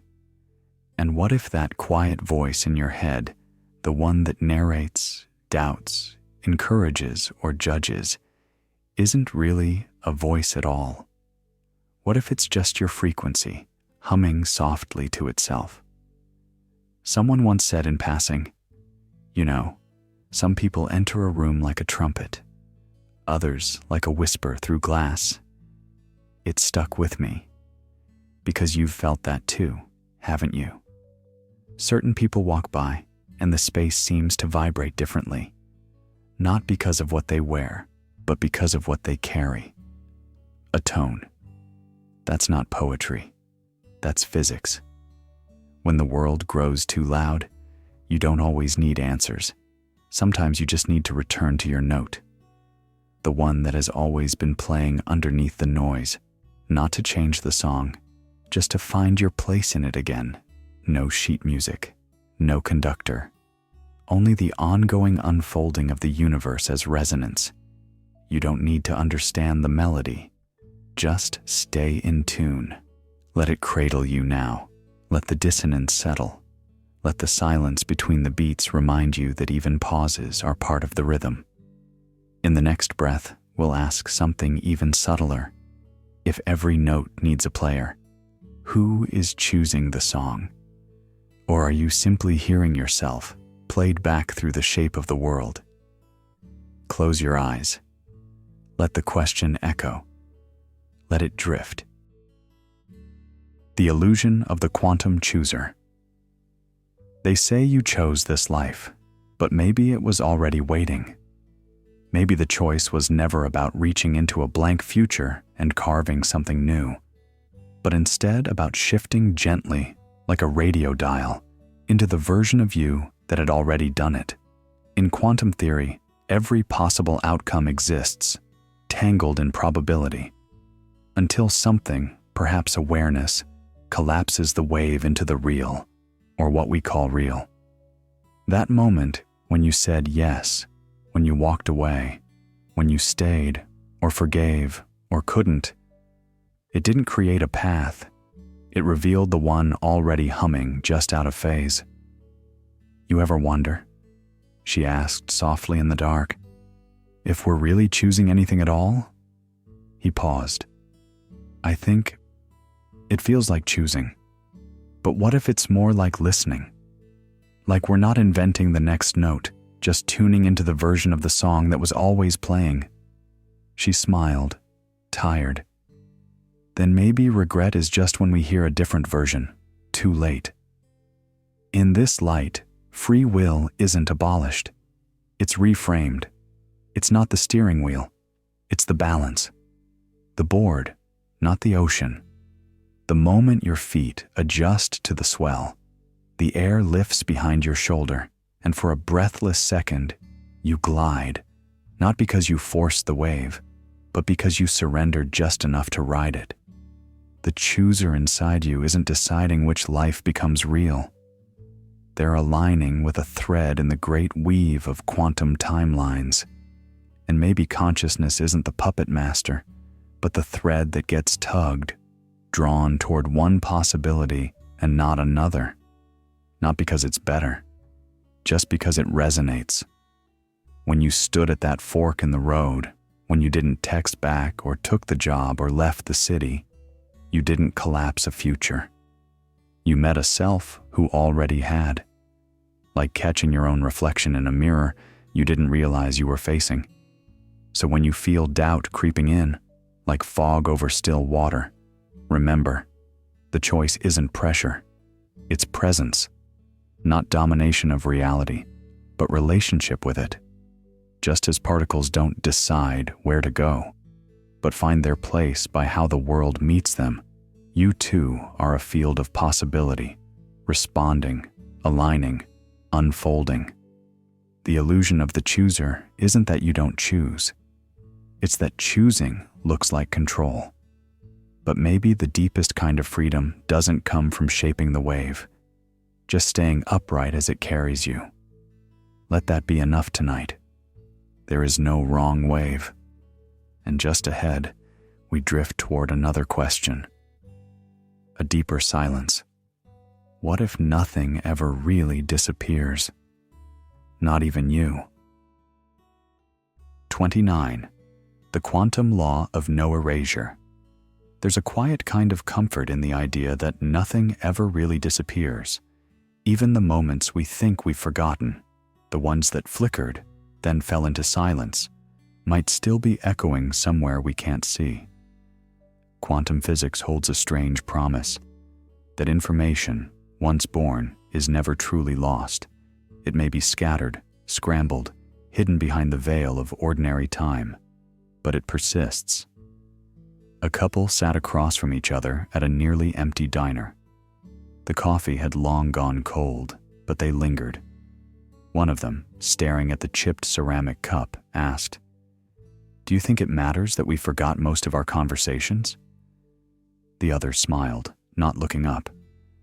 "I think, even if we forget the words, the weight of them still lives somewhere in us." That's not just sentiment. That's physics. In the quantum world, there's something called unitarity. It suggests that the evolution of a quantum system, no matter how chaotic, no matter how extreme, never deletes the information it once held. Even when it seems to vanish, like a file thrown into the cosmic recycle bin, the data is never gone. It's rearranged, transformed, perhaps obscured, but still there. Even black holes, once thought to be nature's final shredders, may not destroy. Hawking's early theories claimed they devour everything, erasing matter and memory. But newer interpretations say otherwise. The boundary of the black hole, the event horizon, might hold the key. Encoded in that veil, the information may live on, like ink pressed into paper no longer legible, but not erased. So what does that mean? For you, for the version of you who used to laugh a little louder, or cry a little more easily? What about the love letter you never sent?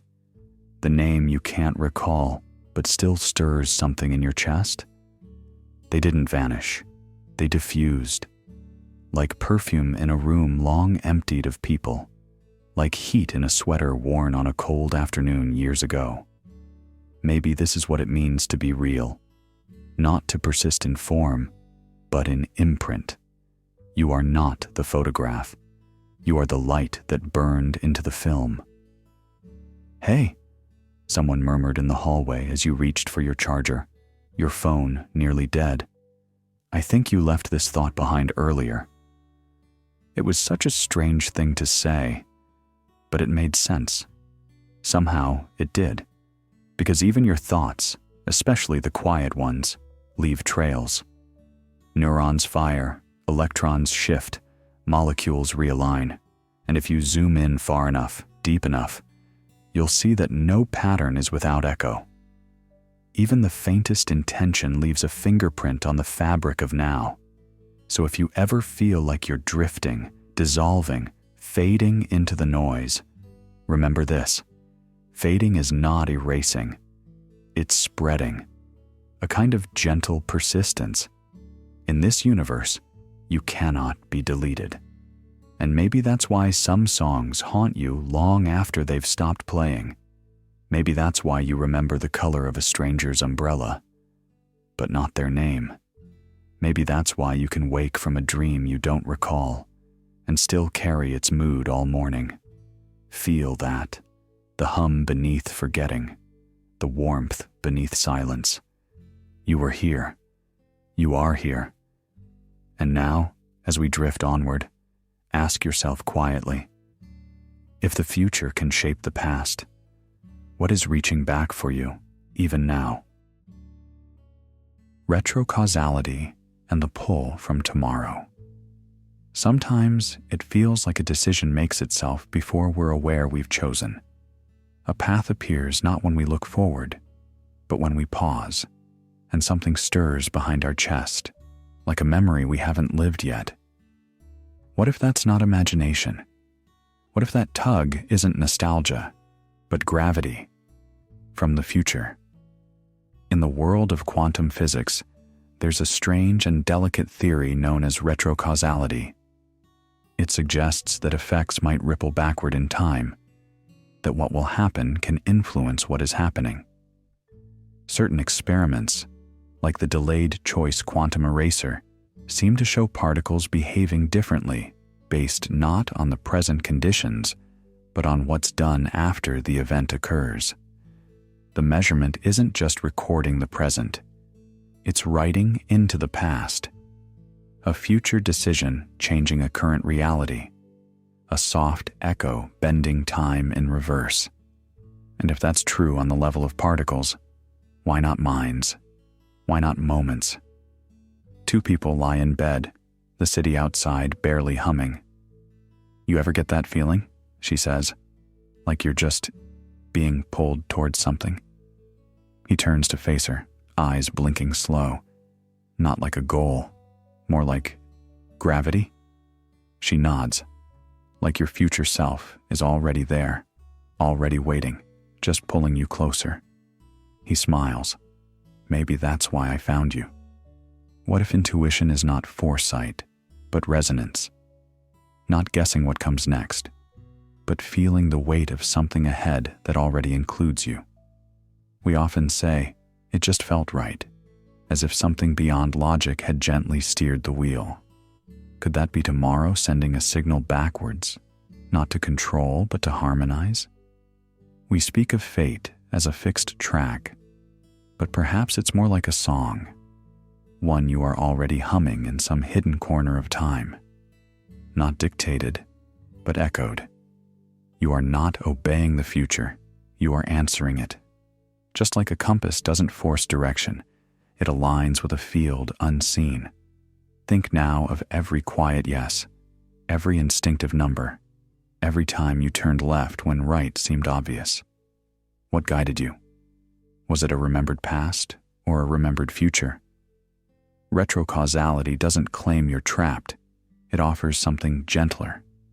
The idea that the future cares, that it shapes not by pushing, but by calling.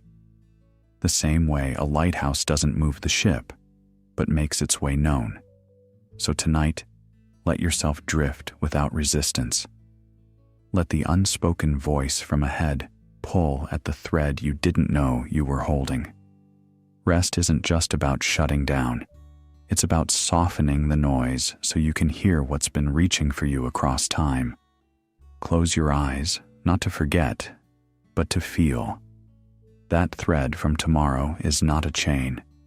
It's a whisper. And in its gentle pull, we begin to ask, what if you're not the one dreaming the universe, but the one being dreamt? The dreamed self. It begins with a strange feeling you can't quite name, like walking into a room you've never seen before, yet knowing exactly where the light switch is. A sense that you're not discovering, but remembering. That something, someone, dreamed this moment for you. Or maybe dreamed you into this moment. Somewhere between sleep and waking, there's a quiet hypothesis whispering beneath your breath. What if you are not the one dreaming this life, but the one being dreamed? In certain views of consciousness, this is not just metaphor, but a mechanism. The self, as you experience it, is not the projector, but the projection. Not the storyteller, but the story itself. The narrative thread unraveling from an unknown origin, shaped by something larger, older, possibly non-local. If awareness is fundamental, then the self may be a pattern within it, a ripple in a much deeper field of dreaming. A woman at a coffee shop asks her friend while stirring sugar into her tea, Do you ever get the feeling that your thoughts don't belong to you? The friend shrugs, not dismissively, but curiously. Sometimes it's like I'm watching myself think, like a voice I didn't invite, but still somehow understand. That's the crux. Your thoughts might not be yours in the traditional sense. They may not even be thoughts, but echoes of a design much deeper. Simulation theory, cognitive architecture, quantum mind theory, they all suggest a similar pivot, that the self is not the root, but the fruit. The dream does not originate from the dreamer, but shapes the dreamer from within its own unfolding. And that realization doesn't erase meaning. It deepens it. If you're not the dreamer, but the dreamed, then your existence is not accidental. It's authored. Every hesitation, every heartbreak, every unexpected smile in a hallway may be the signature of the one dreaming you. Maybe not a person, maybe not a god, maybe just a field of consciousness seeking beauty and structure. A man holds open a subway door just a moment longer than expected. The woman walking in thanks him without meeting his eyes. There's no story, no memory, just a flicker of grace. If you are the dream, then moments like these are the breath of the dreamer. So what does this mean for choice? For agency? It means you're not choosing in the way we think. You're unfolding, like a melody that doesn't decide its notes, but is still the song. Even if your desires are the output of a system you cannot name, they are yours because they arise as you. Just as a wave belongs to the sea, yet has its own shape, timing, and crash. And maybe that's enough. To be meaningful in the dream is not to control it, but to be its center of gravity, to be the part of it that feels, reflects, questions, to be what makes the dream aware of itself. So tonight, let yourself be dreamt. Let your edges blur. Let the scenes shift without logic. Let your breath become the rhythm of something ancient and tender and unknowable. You are not the dreamer, but you are not meaningless. You are what gives the dream its weight, its color, its warmth. And in the next breath, we spiral inward again. Because what if the dream is not linear, but looping? What if time is not a line, but a circle we keep waking into, again and again, always at the start? Time as a quantum loop. What if time isn't a road you travel, but a tide that returns to shore again and again? What if every moment you thought you left behind is still here, circling quietly beneath your feet? They say time moves forward, a straight line, a ticking clock, a calendar shedding pages. But in the soft realms of loop quantum gravity, and within the dreamlike puzzles of closed time-like curves, that arrow begins to curl. Time, it seems, may not be a line, but a spiral, a breath in and out, a heartbeat that doesn't race ahead, but returns, looping softly back on itself. I've been here before, she says, staring at the hallway in her grandmother's house, the chipped paint, the quiet hum of an unseen television, the smell of jasmine and age. You remember it? He asks gently, leaning on the doorframe. I don't think I remember it, she whispers. I think I never left it. Déjà vu, that haunting shimmer of recognition without cause, might not be a glitch in the mind, but an echo of a moment lived once before, or forever repeating.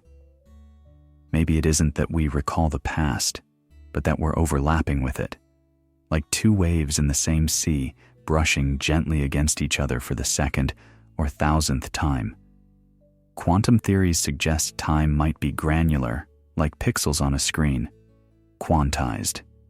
It doesn't flow like a stream, but pulses like a rhythm. Each tick, each blink, is a beat in a cosmic waltz where beginning and end lose their distinction. What you thought was behind you could be coiled right beside you. What feels like an end might simply be a return to a note once played.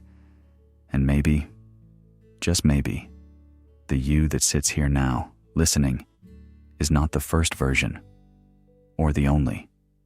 Perhaps you've arrived in this place, in this thought, in this breath, before, and you'll do so again. Not trapped, but moving with the melody. Recurring like a sacred refrain, not a mistake. A loop is not a prison. It is a pattern, one that gently holds you in rhythm with the universe. You ever feel like time's not moving? He murmurs, eyes closed beside her on the couch. Not stuck, she replies. Just circling, like we're dancing in it, not through it. He nods, barely awake. Then maybe we're not running out of time. We're running into it. So rest now, not with urgency, but with presence.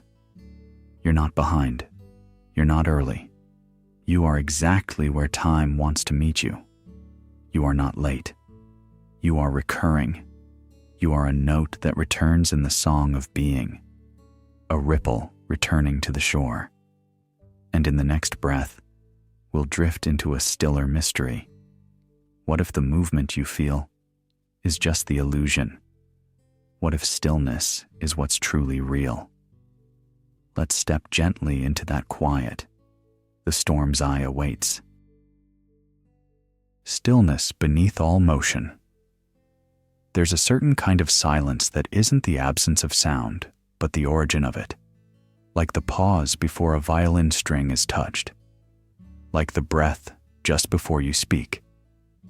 Beneath the quantum hum of particles blinking in and out of existence. Beneath entropy's push toward disorder. There's something quieter, not asleep, just still. A woman once told her friend in the elevator, I always get anxious before meetings, but sometimes I close my eyes for 2 seconds before the door opens. It doesn't change the world, but it changes me. He nodded and said, maybe you're not calming your nerves. Maybe you're listening for the place they come from.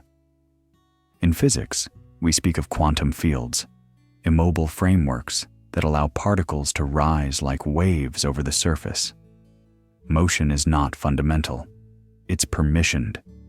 Like how the stage does not move, yet every dance depends on it. The void beneath the dance may be more real than the dancer. Thoughts, too, rush across the stage of your awareness. They twist and flutter and sometimes spiral into worry. But you don't have to still them. You just have to remember you're not the thought. You're not even the thinker. You're the space in which thinking appears. You're not the ripple. You're the lake. And have you noticed? Stillness isn't found by trying to force things to be quiet. It's what you hear when you stop trying to hear anything at all. In that sense, stillness is not an achievement. It's a remembering. At the back of a bus, 2 students whisper while staring out the window. Do you ever feel like even when everything's loud, there's something underneath it that never moves? Yeah, the other says. Like when your ears ring after a concert. But it's not silence. It's presence. Maybe that's what the ancient mystics were pointing at in their quiet caves and chanting temples. Maybe that's what the physicist hears in the vacuum. Stillness, not as absence, but as source. The mind often seeks answers in motion. It follows the flicker of news, the scroll of updates, the churn of thought. But those are just surface currents. Deep below, the lake doesn't move.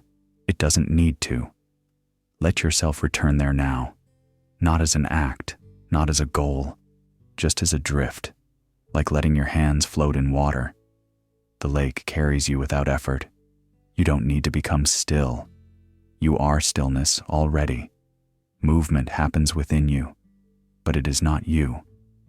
And just before the next breath, let that stillness expand, not by trying, but by ceasing to try. sink below the ripples of your to-do lists, your worries, even your names. Not to escape them, but to recognize what's always been holding them. Because in the next quiet shift, we'll ask something curious. If the mirror reflects you, could your gaze be shaping the mirror itself? The mirror that forms to your face. He sat on the edge of the bed, rubbing sleep from his eyes, staring out into the dark room. Do you ever feel like the world doesn't fully exist until you look at it? She turned over beside him, her voice half dream, half thought. Yeah, like the room isn't really here until I blink, and even then, it's different depending on how I feel. Quantum physics has long whispered about this strange intimacy between the observer and the observed. In a laboratory, particles shift behavior the moment they're watched. But outside the lab, in the folds of your quiet moments and everyday decisions, what if that principle still breathes? Maybe it's not the world that sculpts you. Maybe your attention is the chisel. Reality, in this theory, isn't a fixed sculpture waiting in the gallery of the universe. It's more like vapor on glass, gathering shape only when you breathe onto it. A mirror that doesn't exist until your eyes reach for it. Not a reflection of something already complete, but a canvas blooming under your gaze. The laws of physics might be universal, but your experience of them? Personal. Participatory. In a sense, co-authored. He stood and wandered into the hallway, flicking on the light. Did you ever notice how this place looks different when you're sad? Like the walls curve slightly inwards? She smiled. Or how the same sunlight can feel cold or warm, depending on whether you're hopeful or not. This isn't illusion. It's not trickery. It's not a call to deny the physical world, but a gentle invitation to understand that consciousness may be more than a spectator. It may be a mirror maker. In some interpretations of quantum mechanics, particularly those tinged with subjective idealism, the act of observing isn't just passive receipt, it's generative. The image doesn't form, then appear. It forms because it is looked at. And perhaps this doesn't only apply to particles, but to your memories, your emotions, your identities. Everything you call you might be a pattern drawn out from potential, crystallizing only when you give it attention. What if the world responds not just to your actions, but to the tone of your awareness? Try this. The next time you look into a mirror, ask not what do I see, but what is seeing me back? And in that silence between your question and the mirror's answer, notice how the shape of your face seems to shift ever so slightly. Not because the mirror is tricking you, but because it's listening, waiting to become. Soften your stare. Let the edges blur. Because what comes next isn't something outside of you, something waiting behind a door or beneath a distant star. It's closer. It's quieter. It's the hum beneath your thoughts, the breath beneath the breath, the presence that watches you wondering. And as you follow this presence, as you rest in the mystery of the mirror forming itself to your gaze, a final question curls like steam from a forgotten cup of tea.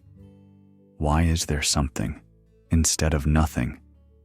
The answer, if there is one, doesn't echo from the cosmos. It flickers softly in the mirror, waiting for you to see. The quantum whisper of somethingness. You ever feel like the world hums a little louder when you're alone with it? Like the silence has a pulse, and you can almost hear something trying to speak beneath it? That murmur, the one just behind the ticking clock, just under the breath of night air, that might be what physics calls the question of somethingness. In the cold clarity of mathematics, the universe should have been nothing. Equal parts matter and antimatter, positive and negative, like a balanced scale, destined to cancel itself out into eternal stillness. But it didn't. Somewhere, somehow, a tiny favor tilted the scale. A sliver of matter remained, a trace, just enough to form stars, oceans, conversations, just enough for you to wonder why. A boy once asked his father, "Why is there anything at all?" The father paused, not with confusion, but respect. "Because nothing got bored," he said. And maybe there's a strange kind of truth in that. Maybe the void wasn't empty, it was waiting. Waiting to hiccup, waiting to flinch, waiting for the tiniest twitch of imbalance that would ripple out into galaxies and breath and warmth. And maybe you are that ripple. You're not an error in the equation.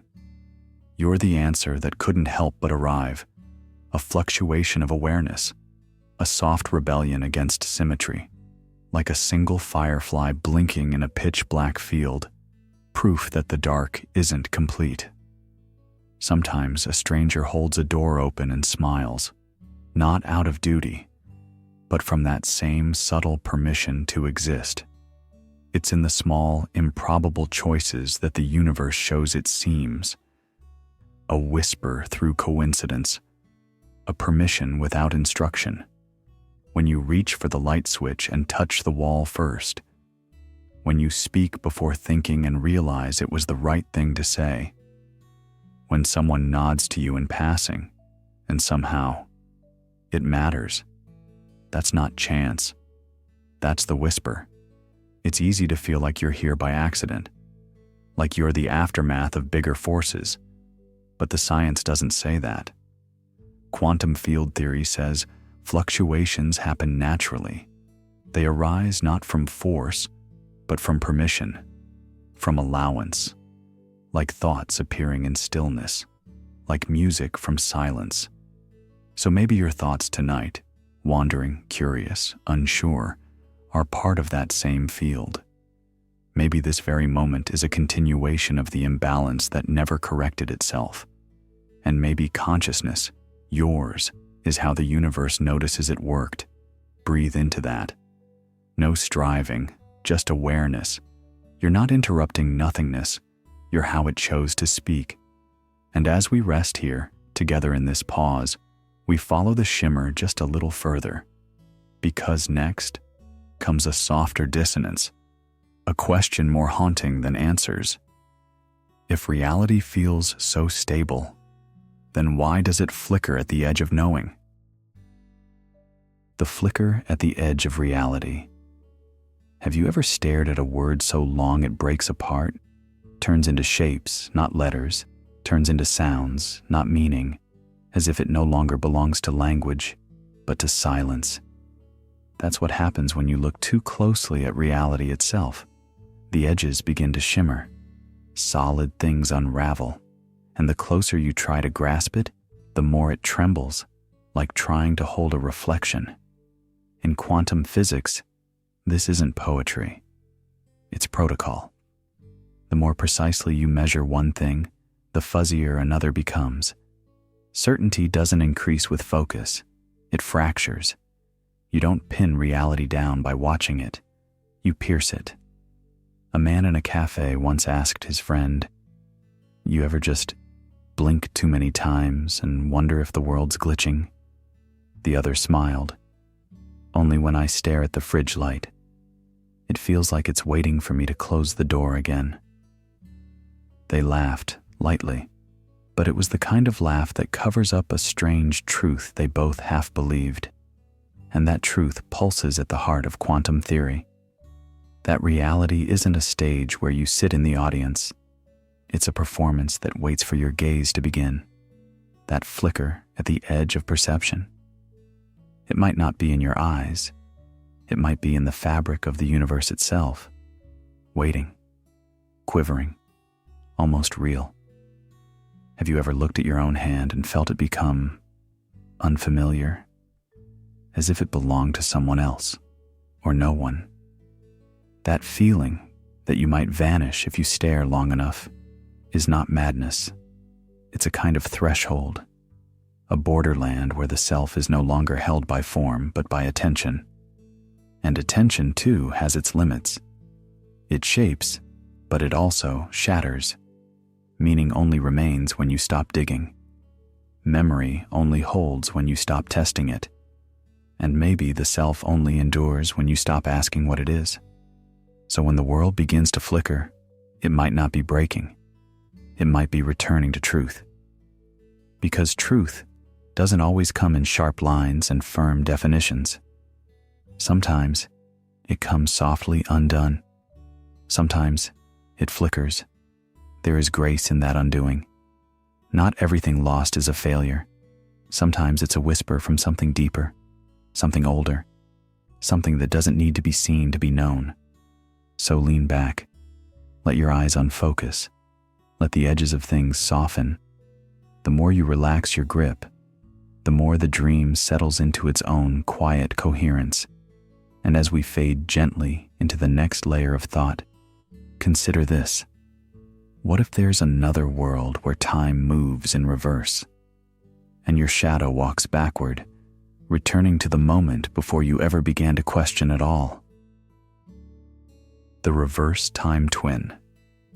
You know that feeling, when you're walking down a quiet hallway, and for no reason, you stop, not from fear or confusion, but something softer, like a whisper you almost heard, something behind you, not following, but folding in.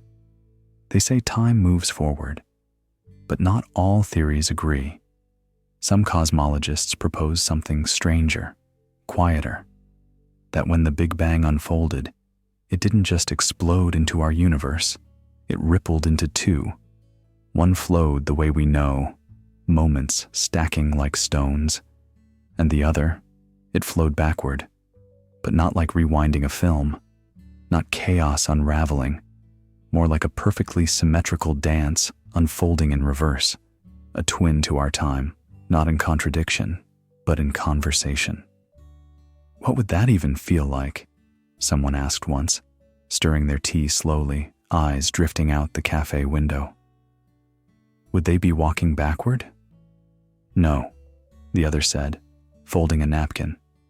They'd think we are. In this mirrored world, everything that's slipping through your fingers might just be arriving for them. Your loss becomes their return. Your becoming, their remembering. And perhaps that's why, sometimes, a dream feels so strange. Not because it's nonsense, but because it comes from the other side. The place where your beginning is someone else's ending. Where love doesn't start, it echoes. There are moments, even waking, where it feels like you've brushed against something going the other way. Déjà vu that doesn't repeat, but overlaps. The smell of rain before it falls, or the pause in a stranger's voice when they say exactly what you needed to hear, though they couldn't have known. It's in the softness of those strange alignments. A door opens as you reach it. A song plays the moment you think of a memory you hadn't touched in years. Have we met before? Someone might ask at a bus stop. You smile, without knowing why. And in that flicker, maybe just a second long, you meet your twin. Not a copy, not a shadow, but a time-folded sibling. Not behind you, not ahead, but touching. For an instant, the river runs both ways. This isn't about proof or logic or even belief. It's about rest. Let yourself rewind tonight, not regress, not retreat, but soften into symmetry. Maybe your pain tonight is easing someone else's burden on the other side. Maybe their clarity is what calms your fog. Maybe, in your dream tonight, you'll be walking a quiet shoreline, and at the edge of your sight, another figure walks beside you, not behind, not ahead, but reverse. Let yourself pause here. Let the tide roll in from both directions. And next, we'll step into something quieter still. What if peace itself isn't just stillness, but a quantum structure with its own delicate geometry? Breathe. You're not going anywhere. You're already arriving. Peace as quantum superposition. She asked, quietly, while staring into the warm glow of her tea. Do you ever feel like you're supposed to have chosen already? Like there's this pressure to be someone definite? He took a slow breath, watching the steam rise between them. Every day, he said. But maybe the peace isn't in choosing. Maybe it's in being okay, not choosing yet. There's something paradoxically gentle in uncertainty when you stop resisting it. In the world of quantum physics, superposition is not a mistake or a failure to decide. It is the natural state before collapse. A particle can be here and there, in motion and still, until something observes it, until the world insists on an answer. But before that collapse, before that measurement, there is calm, there is possibility, there is peace. And perhaps in the human heart, something similar holds. You are not always one thing. You are not always resolved. Some nights, you are a swirling breath of contradictions, longing and relief, nostalgia and hope. We are taught that peace means having everything sorted, filed, quieted. But that's only one kind. There is another kind of peace, the kind that whispers, it's okay not to resolve tonight. The kind that lets grief sit beside laughter and lets questions float without needing to pin them down with answers.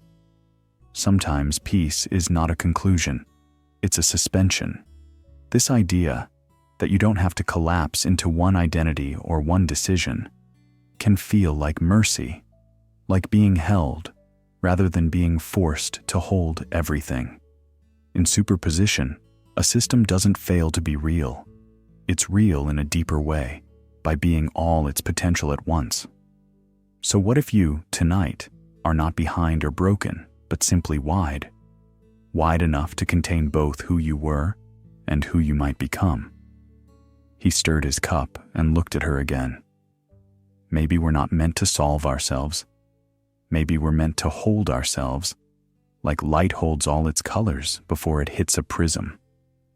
She smiled, a little tired, a little grateful. Then maybe tonight I'll just stay uncollapsed. Let yourself float now. You don't need to make it all make sense. You don't need to fix the ache or name the joy. Just breathe within the cloud. Let the storm of thought pass through you without needing to rain. You are allowed to carry it all, to let the opposing winds of self swirl within you without demanding they resolve. You are not a puzzle to be solved. You are a possibility to be held. So stay soft, stay undefined. Let the silence between decisions stretch like a sky that doesn't end. Let the versions of you drift across the moment, like stars that haven't chosen which way to fall. And in this stillness, we drift deeper, not to find the answer beneath the surface, but to ask, what if the surface itself is only the beginning of something far softer below?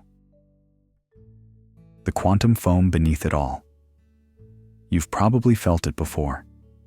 That soft unease under your skin, like your thoughts are tumbling faster than your breath can keep up.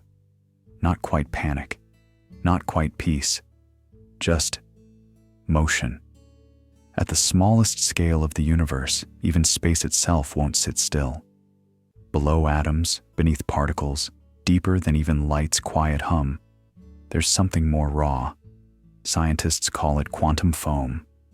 But it's nothing like the froth on your morning coffee. Here, at the Planck scale, space behaves less like a polished floor and more like a boiling tide. Unpredictable, fleeting, constantly erupting with tiny eruptions of possibility. No edge, no floor, just change. A man once said to his friend while they sat on a park bench, the evening breeze catching the edge of his sleeve, "Sometimes I feel like my thoughts are just static, like I'm trying to tune a radio inside myself, but the station keeps skipping." And the friend replied without looking up, just softly, "Maybe the signal is the static." Maybe that's true for you too. Maybe the tremor inside your chest isn't disorder. It's your birthright. You're not malfunctioning. You're participating in the fundamental rhythm of what reality is built on. Turbulence, dancing under tension. There's an old mistake we make. We think peace is stillness, that to be okay means being quiet inside, always level, always sure. But quantum foam doesn't hold still, and neither do you. The calmness you seek might not be in stilling the waves. It might be in becoming the boat. Not to resist, but to float. To let the strange sea beneath you ripple and rise without asking it to stop. Maybe your thoughts don't need to be solved tonight. Maybe they just need to be held, like how the sky holds wind without taming it. There's a girl standing outside a cafe window, watching the steam on the glass curl upward. She turns to the barista and says, "I don't know what I want yet, but I like that I don't know." And isn't that something? The not knowing, the stirring, the bubbling of it all. It doesn't mean you're behind. It means you're alive. Quantum foam doesn't settle, and neither do we. We just grow better at riding it, leaning when the water shifts, laughing when it spills a little, knowing the spill is part of the design. You're not drowning. You're not lost. You're drifting across a sea that never meant to be smooth. So float. Let your breath rise and fall like it's listening to the currents below, not trying to tame them, just letting them carry you through the soft glow of now, because in the next moment we ask, not to answer, but to wonder, is there a final floor to knowing? Or does the knowing itself quietly dissolve into something deeper, something we never needed to control in the first place? Let yourself drift, just for now. You are held. The Planck limit of knowing. Have you ever tried to hold a feeling so tightly that it slipped through your fingers? There is a limit to how much we can grasp, literally, physically, even emotionally. And in the deepest layers of reality, there's a strange kind of boundary where things stop behaving like things. This isn't metaphor, it's physics. The Planck length is said to be the smallest meaningful measure of space, about 1.6 times 10 to the negative 35th meters. It's not just small, it's the threshold where our language, our numbers, and even our sense of space-time begin to collapse. Beneath this scale, reality doesn't behave in any way we can currently describe. There are no smaller steps to take, not because we lack instruments, but because the very idea of smaller stops making sense. Now, gently let that idea drift beyond physics and into your inner world. What if knowing itself has a Planck limit, a boundary where understanding breaks apart, not from lack of effort, but because the object of knowing is no longer separate from you? Can you know something so deeply that it dissolves? "Hey," she asks softly, half curled under the blanket. "Do you think there are parts of us that we're not meant to understand?" He doesn't answer right away, just stares at the ceiling like it might peel back to show him. Maybe, or maybe the more we try to name them, the more they disappear. Some questions haunt not because they're too vast, but because they're too precise. Try defining love in a way that holds when your heart is breaking. Try explaining grief to someone who hasn't felt it. You'll find your words grow smaller, and then vanish. It's not a failure, it's a signal. At a certain point, meaning isn't built from more detail, it's built from surrender. Knowing becomes stillness. Understanding becomes quiet. And when you lean into that silence, something unexpected happens. You stop needing answers. You become the space that allows them. What if identity is like that? A shape we try to hold, only to find that the closer we look, the more it evaporates. You are not your name, not your memories, not even your thoughts. You are the place where they unfold, like waves in a pond that has no edges. So, if I don't know who I am, is that okay? She whispers. It might be the most honest thing you've ever said, he replies. And in the hush that follows, there's no anxiety, only invitation to rest in what you don't need to solve.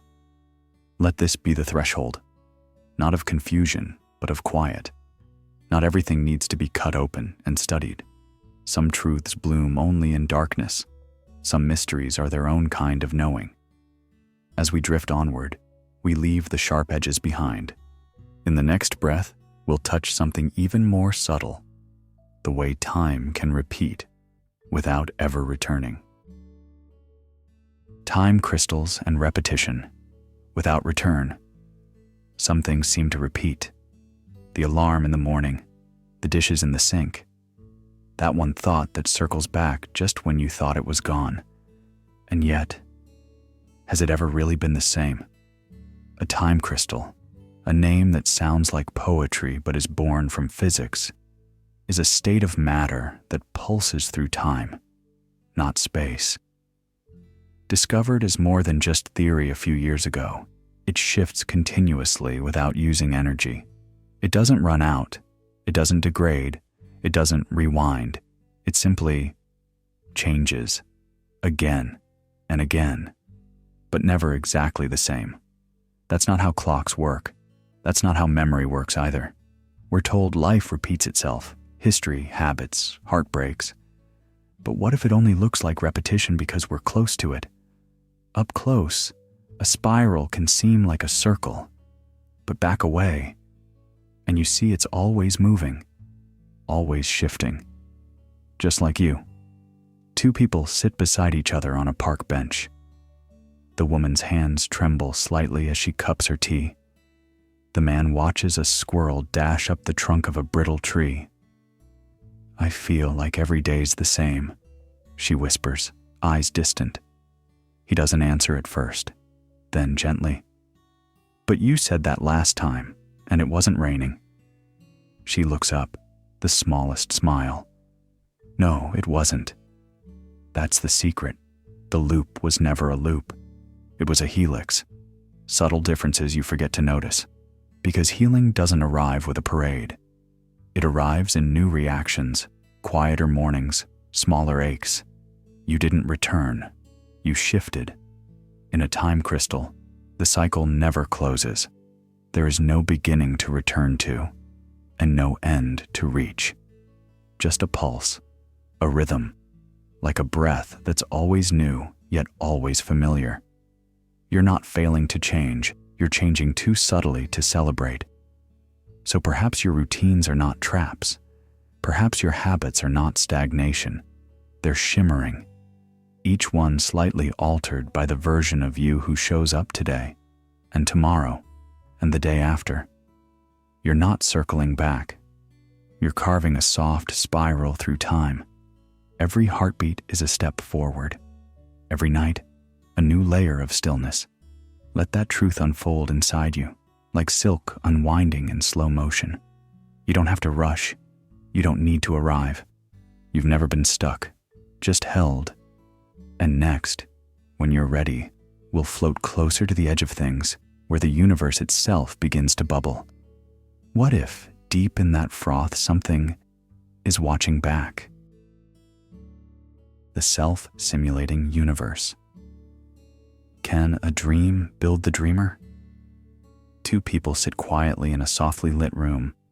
One of them, gazing at the ceiling fan as it spins gently overhead, asks, "Do you ever feel like we're not remembering something, but being remembered?"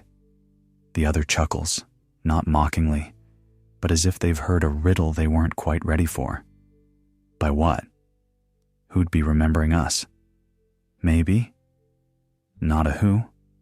Maybe it's just the loop, comes the quiet reply. Maybe it's the dream itself. What if the universe didn't begin with a spark or a cause, but with a question folding in on itself? Some theories, bold, unorthodox, yet strangely elegant, suggest that reality could be a self-simulating construct, like a painting that generates its own canvas, like code that writes the hardware it runs on, not needing an outside creator, not waiting for a spark, but birthing itself through recursion, logic, and awareness. In this view, the universe isn't just a place where things happen. It is an echo of itself, constantly reverberating through structure and pattern until it appears solid, until it appears real, until you appear. So where do you begin? If the cosmos is recursive, then your consciousness isn't some accidental byproduct. It's not a bug. It's not even a feature. It's part of the loop. You are a node in the self-simulation.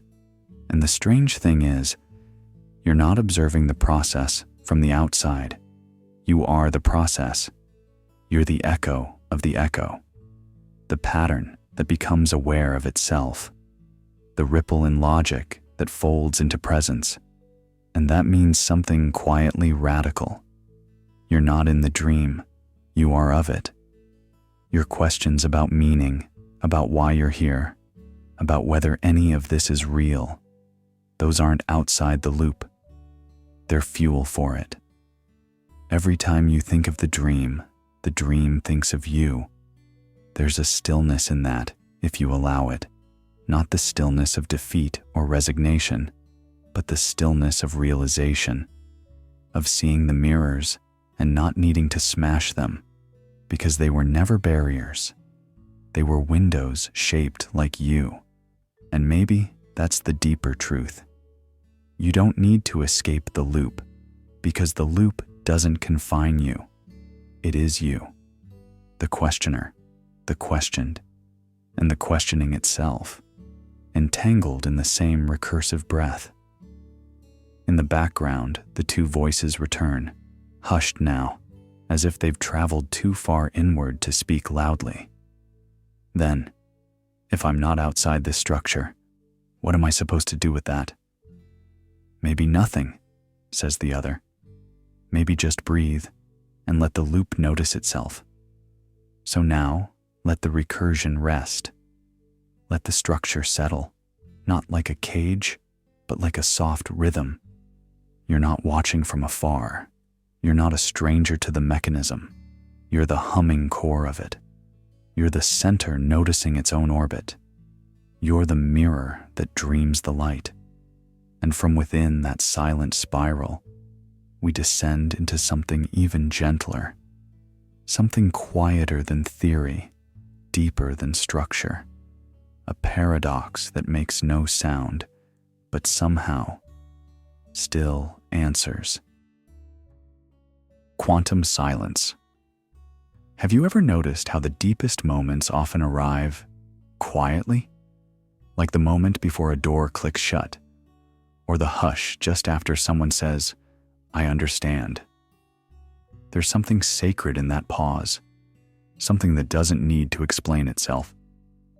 Some physicists believe the universe began not with an explosion, but with a quiet imbalance, a symmetry breaking.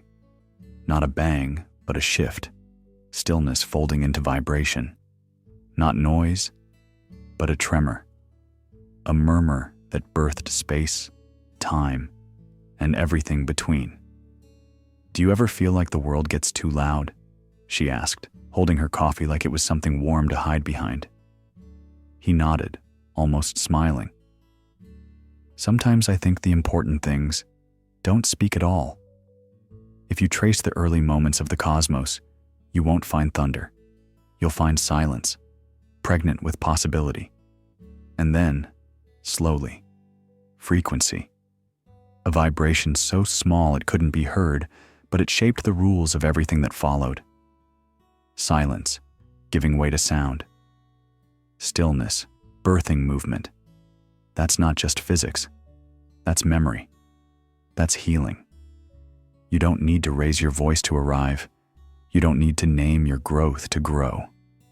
Like the cosmic microwave background, a faint glow left behind from when the universe was young, some truths are gentle but persistent. They don't scream to be known. They just remain. A friend once said, "The moment I stopped needing to explain myself, I felt whole." And that stays with me. Maybe insight isn't a lightning bolt.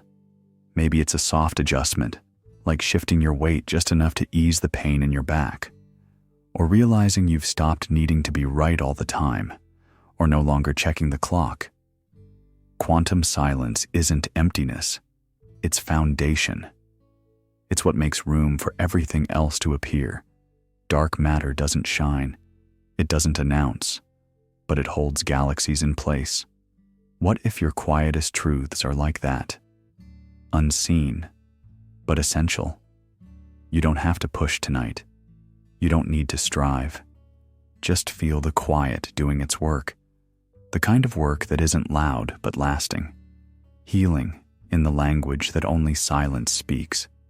Let that stillness expand, not as a void, but as presence. You don't need to fill it. You don't even need to understand it. Just let it be there, holding you the way gravity holds stars together, firm, invisible, constant.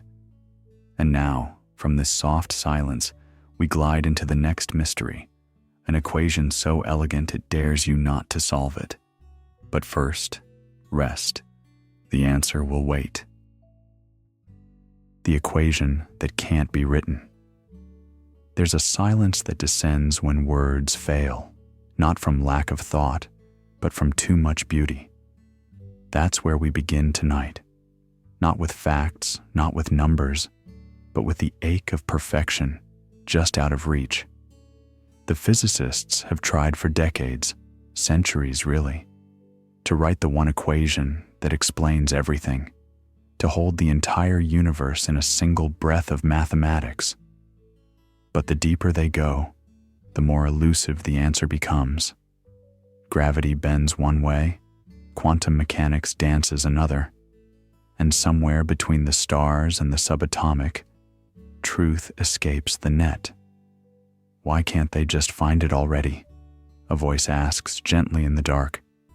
They do find pieces, the other replies, but every time they try to hold it all, it slips. Perhaps that's the point. Maybe truth isn't meant to be held. Maybe it's too complete, too fluid, to be confined to form. Every formula that comes close eventually fractures under its own brilliance. Like light refracted in too many mirrors, it multiplies until you can't trace the original. And in that dazzling complexity, something humbler begins to stir, an understanding not of explanation, but of presence.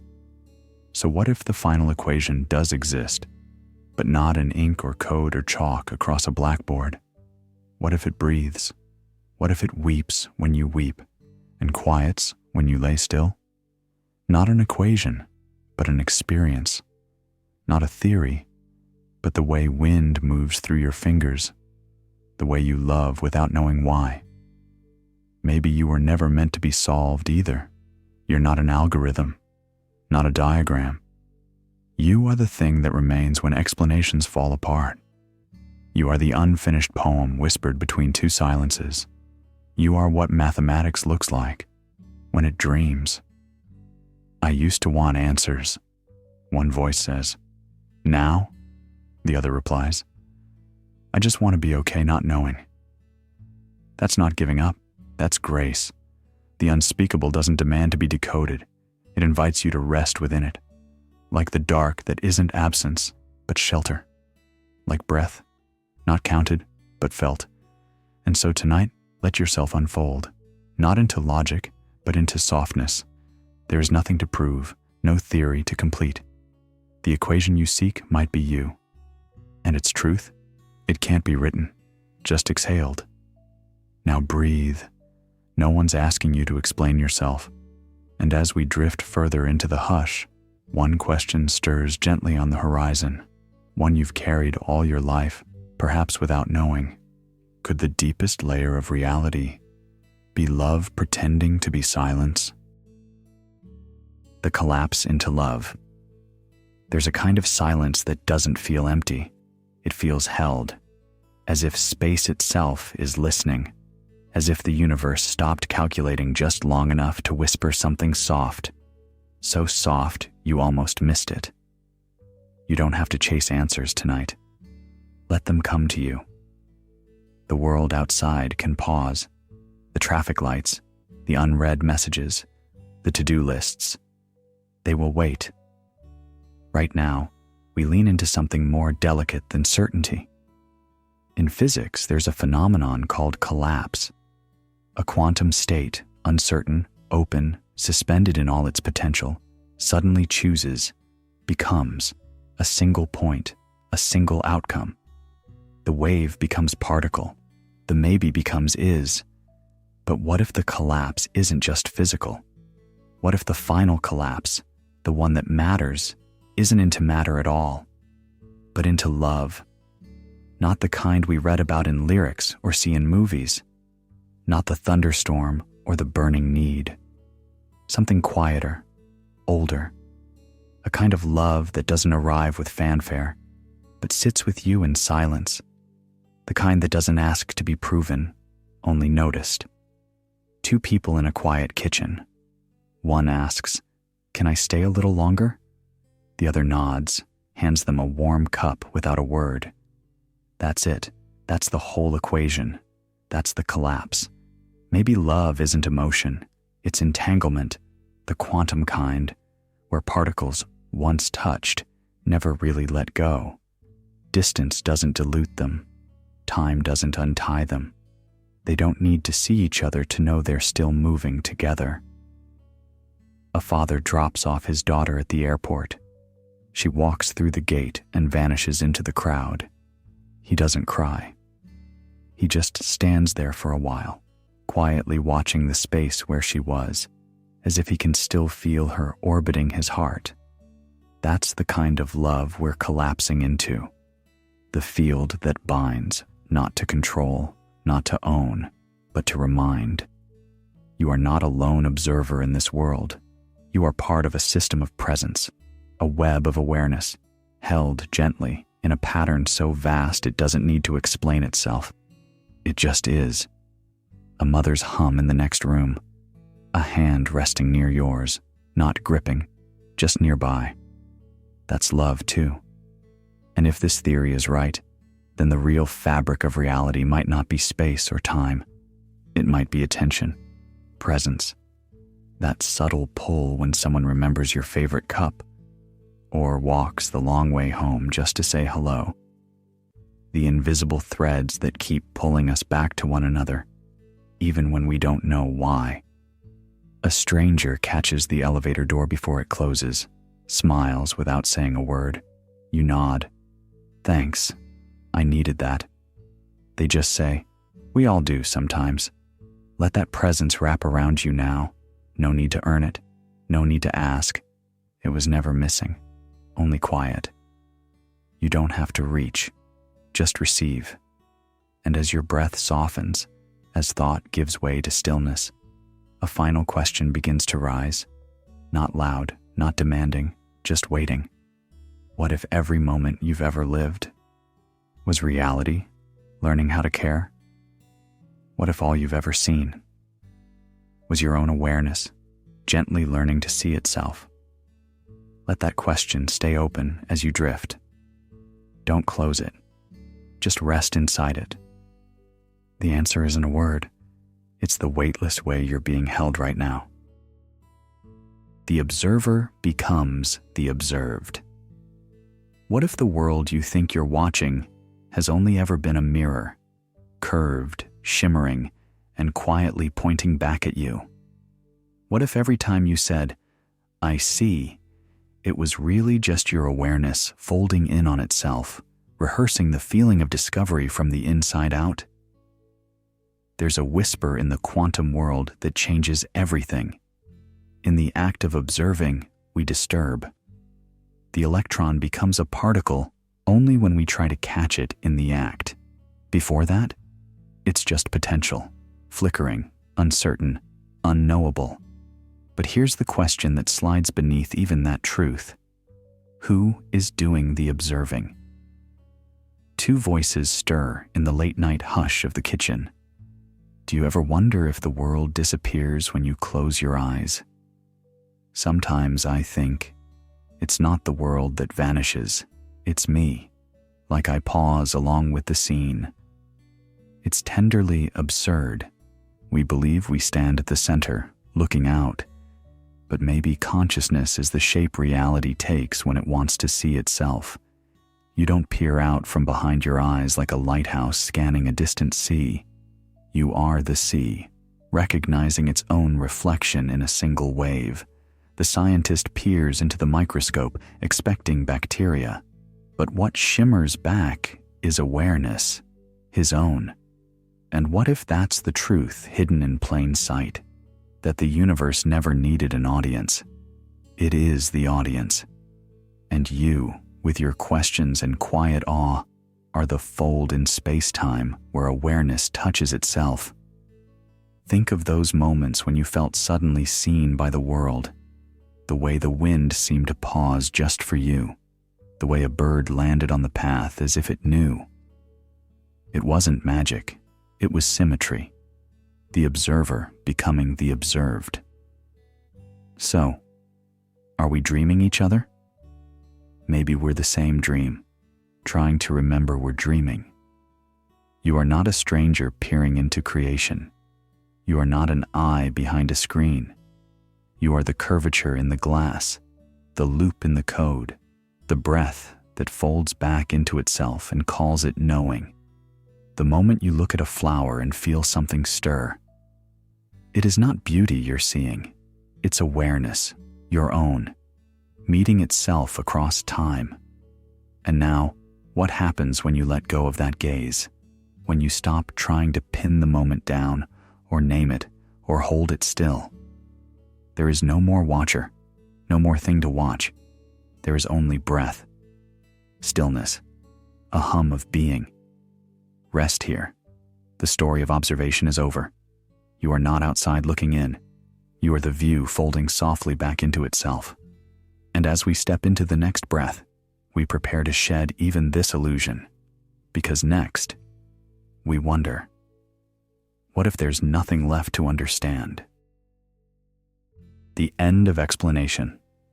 It begins softly, the way most endings do, not with a conclusion, but a slowing, a pause, like when the room quiets after a long conversation, not awkwardly, but with mutual knowing. There's nothing left to add, and that silence, somehow, says more than all the words that came before it. Two strangers sit beside each other at the edge of a fountain, their backs warmed by the late sun. One speaks almost without turning. You ever notice how sometimes people stop explaining, not because they gave up, but because they've arrived? The other smiles, like a song that fades out instead of ending. Exactly. In physics, we often chase the final cause, the root structure beneath the root. We press language into service, hoping it will reach the foundations of reality. But every answer births more questions. Every equation shimmers, then slips away. Even in love, the closer we look for reasons, the further the warmth retreats. There comes a point, not of failure, but of completion, when explanation itself feels like trying to describe music using only math. What if that's the whole secret? Not that things resist understanding, but that they were never designed for it. That some truths are not told, they are tasted. Like salt in the air before rain. Like the hush that settles in a room just before someone you've missed walks in. When we ask why again and again, we reach a cliff. But it's not a place of despair. It's a meadow. And in this meadow, thought doesn't end. It changes form. It turns into breath, into softness, into the way your shoulders drop when you realize you don't need to know. Someone once said at the grocery store, lining up with just a bag of oranges, "No rush. I only have these." And the cashier, barely looking up, whispered, "It's okay. I like quiet days." Nothing more needed. Two people folded into a moment that didn't ask to be explained. So maybe the end of explanation isn't emptiness. Maybe it's a kind of intimacy. You don't define the moonlight. You don't measure the silence of falling snow. You feel it. You enter it. And just like that, your mind, so used to grasping and tightening and solving, begins to unclench. A looseness comes over you, like when you realize you don't need to answer that email tonight. Like when you reread the same sentence, not to understand it better, but because it makes you feel something. You're not following the thread anymore. You are the thread, drifting gently through the fabric. Let this be your permission to pause without solving, to rest without wrapping it all up. You are not a project. This is not a riddle. Let it be enough just to feel. And now, breathe. No need to finish the thought. Let it trail off like the tide returning to the sea. What follows next will not be a concept. It won't even be a memory. It will be the soft presence that remains after everything else dissolves. Not knowledge, not time, but awareness itself. The fog that knows it's aware. There's a moment, sometimes just before sleep, when your thoughts begin to dissolve. Names slip away, deadlines lose shape. Even your face, once so familiar, becomes a blur. And yet, something remains, something soft and alert, a gentle knowing without language. Not asleep, not fully awake, just aware. Do you ever feel like you're still you, even when you forget your own name? Yeah, like when you're staring at the ceiling in the dark and there's no thought in your head, but you're still there somehow. Exactly. Who is that you? We often think of ourselves as stories, our history, our voice, the roles we play. But those are just garments, easily taken off when the lights go out. Beneath them all is something simpler. Not a character, but a presence. Not a person, but a pulse of perception. It's like a fog that floats just before the sunrise, undefinable, ungraspable, but real. This fog doesn't know who it is. It doesn't remember where it came from. It doesn't need to. Its reality isn't in answers. It lies in the simple fact of awareness itself. And in this fog, everything becomes quieter. The body still aches. The mind may still hum. But none of it belongs to you anymore. Not in the way you thought. You are no longer the one reacting, defending, performing. You are the space in which all of that flickers and fades. You ever get that feeling like you're not thinking about anything, but you're still awake? Yeah. And weirdly, I feel more real in that silence than when I'm scrolling through my day. Maybe that's the real you, before all the noise kicks in. There's a purity in this stripped down state, a kind of intimacy that doesn't involve any relationship at all. No masks, no definitions, just the act of noticing, of being. It's not cold detachment, nor is it ecstatic union. It's something quieter than either. A fog that knows it exists, without ever needing to see itself in a mirror. And when you sink into it, truly sink, it no longer matters what you've done, or who you were told you are. The failures, the triumphs, the grief and the joy, they pass like mist through light, and what remains is still, steady, tender. It doesn't speak, it doesn't ask, it simply is. So rest there. Don't rush to make meaning of it. Don't reach to name it soul, God, or self. Let it be anonymous. Let it be soft. Let it be you, without needing to be yours. And as you exhale, Feel how even your breath arises from that same place, not from a character, not from a role, from awareness itself, breathing its own shape into the world, with no need to be seen, no need to understand, no need to hold on to anything. In the next breath, we'll drift even deeper into something boundaryless, where you were never outside the universe and never separate from the stars, was always inside you. There's a strange feeling you get sometimes, just standing by a window late at night, city lights flickering, a soft hum in the background, when it suddenly feels like the world is watching you back, not in a paranoid way, but with quiet familiarity, as if it's always known you, as if it isn't outside you at all. A woman at the laundromat folds a shirt with care, looks up, and says to no one in particular, "Funny, isn't it?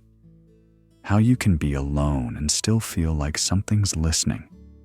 Her friend replies, almost whispering, "Maybe we're not really alone, just surrounded by something we forgot we were part of." In quantum cosmology, there's a theory quietly unfolding at the edge of physics. That space, what we think of as the outer shell of existence, may not actually be fundamental, that it might emerge from something else, something older than space itself, maybe even consciousness. That would mean you're not a tiny figure dropped into the middle of a vast, cold cosmos. You're not a guest here. You're the ground floor, the projector, the canvas, the backdrop from which stars are strung like beads of memory. So when you see a full moon rising, when the ocean mirrors the sky, when silence falls across a snowed-in street at 3 a.m., what if you're not looking at the universe? What if you're looking into yourself? Two strangers sit side by side in a waiting room. One taps his foot nervously and says, "You ever feel like this has all happened before?" The other shrugs. Not déjà vu exactly. More like, remembering something I never lived, but that still feels like mine. Maybe that's what galaxies are, not separate places, but reflections, symbols your deeper mind draws in metaphysical ink to remind you of scale, to remind you how wide you were before the world taught you to shrink. The river isn't a place to go. It's a rhythm already pulsing beneath your breath. The stars aren't faraway fire. They're echoes of your own awareness shining back in ancient form. This isn't mysticism, it's emergence. Consciousness may not ride on space, it may precede it, like silence holding a song or the screen behind a dream. And if that's true, then the vastness you seek has never been external. It's never been about reaching further. It's always been about remembering deeper. So now, let's not stretch outward. Let's fold gently inward. Feel your breath, not as air moving through lungs, but as the soft tide returning to a shore that's always been waiting. Let each inhale remind you, you were never outside. You've been the universe's echo, curling back into the mouth that sang it. And now, let that thought dissolve, not with answers, but with welcome. You're not learning a truth. You're coming home to it. Sleep if you'd like, or stay. Either way, this moment holds, because the last thing left isn't knowledge, it's belonging. The home beyond the loop. You've followed the trail of questions, haven't you? From the smallest particle to the widest dream. You've stepped through mirrors that folded inward. You've drifted through equations too shy to resolve. But here, at the hush at the end of all wondering, there is no final twist, only stillness, only breath. A voice, warm and low, floats in the darkness. Do you think we ever really left the beginning? Maybe not, another replies softly. Maybe we just circled it so many times we forgot it never moved. This is not a place of answers. It is the breath that remains when all answers fall away. That feeling before sleep takes you. The warm slip of self dissolving. No edge, no effort. Just presence, not doing anything. Just being. The loops we followed, of self, of time, of thought, they were never prisons. They were dances, choreographed illusions that helped us see shape in the shapeless, meaning in the infinite. But the music has faded now, and in that gentle silence, what's left is not absence, it's arrival. You are not the dancer anymore. You are the still stage beneath, the space that allowed it all. You are not the word. You are the quiet that held it, not the thought, but the awareness that noticed it flicker and pass. There is nothing wrong with you. There never was. The ache to become, to improve, to solve, those were lovely fires for the cold night. But morning is here, and it brings not light, but peace. Not explanation, but surrender. This moment is not a conclusion. It is a return, not backwards, to childhood or origin, but inward. To the unmoving center you never really left. A whisper rises again. So, is this it? No. The second voice smiles in reply. This is what was always here, waiting for us to be quiet enough to feel it. And so you rest. Not because you've untangled the dream, not because the universe made sense, but because something softer than sense has arrived. You have no name here, no story, no history, only now. Sleep, not as escape, but as homecoming. A falling back into yourself. Not the self of plans and opinions, but the one beneath all memory. The one that noticed the stars, but never needed to own them. You've looped through ideas, spun through selves, traveled far through mind and metaphor, but you were never lost. You were the space it all unfolded in, quiet, steady, vast. So now close your eyes, not to turn away, but to finally arrive. Good night from the space between memories. We'll meet again, not in thought, but in being. And now, as your breath slows, and the last quantum theory fades into stillness, ask yourself this. If all you've ever known, stars, thoughts, time, self, was a pattern rippling across the fabric of awareness, would it matter? You've wandered through waveforms and paradoxes, but the real journey wasn't through space or science. It was the inward spiral, the quiet remembering that you are not the noise of thought, but the silence beneath it. Perhaps the universe never needed to be real for you to be whole. Sleep now, not because you've reached the answer, but because you've stopped needing one. Good night, dreamer of light and gravity. We'll meet again, where no question needs asking.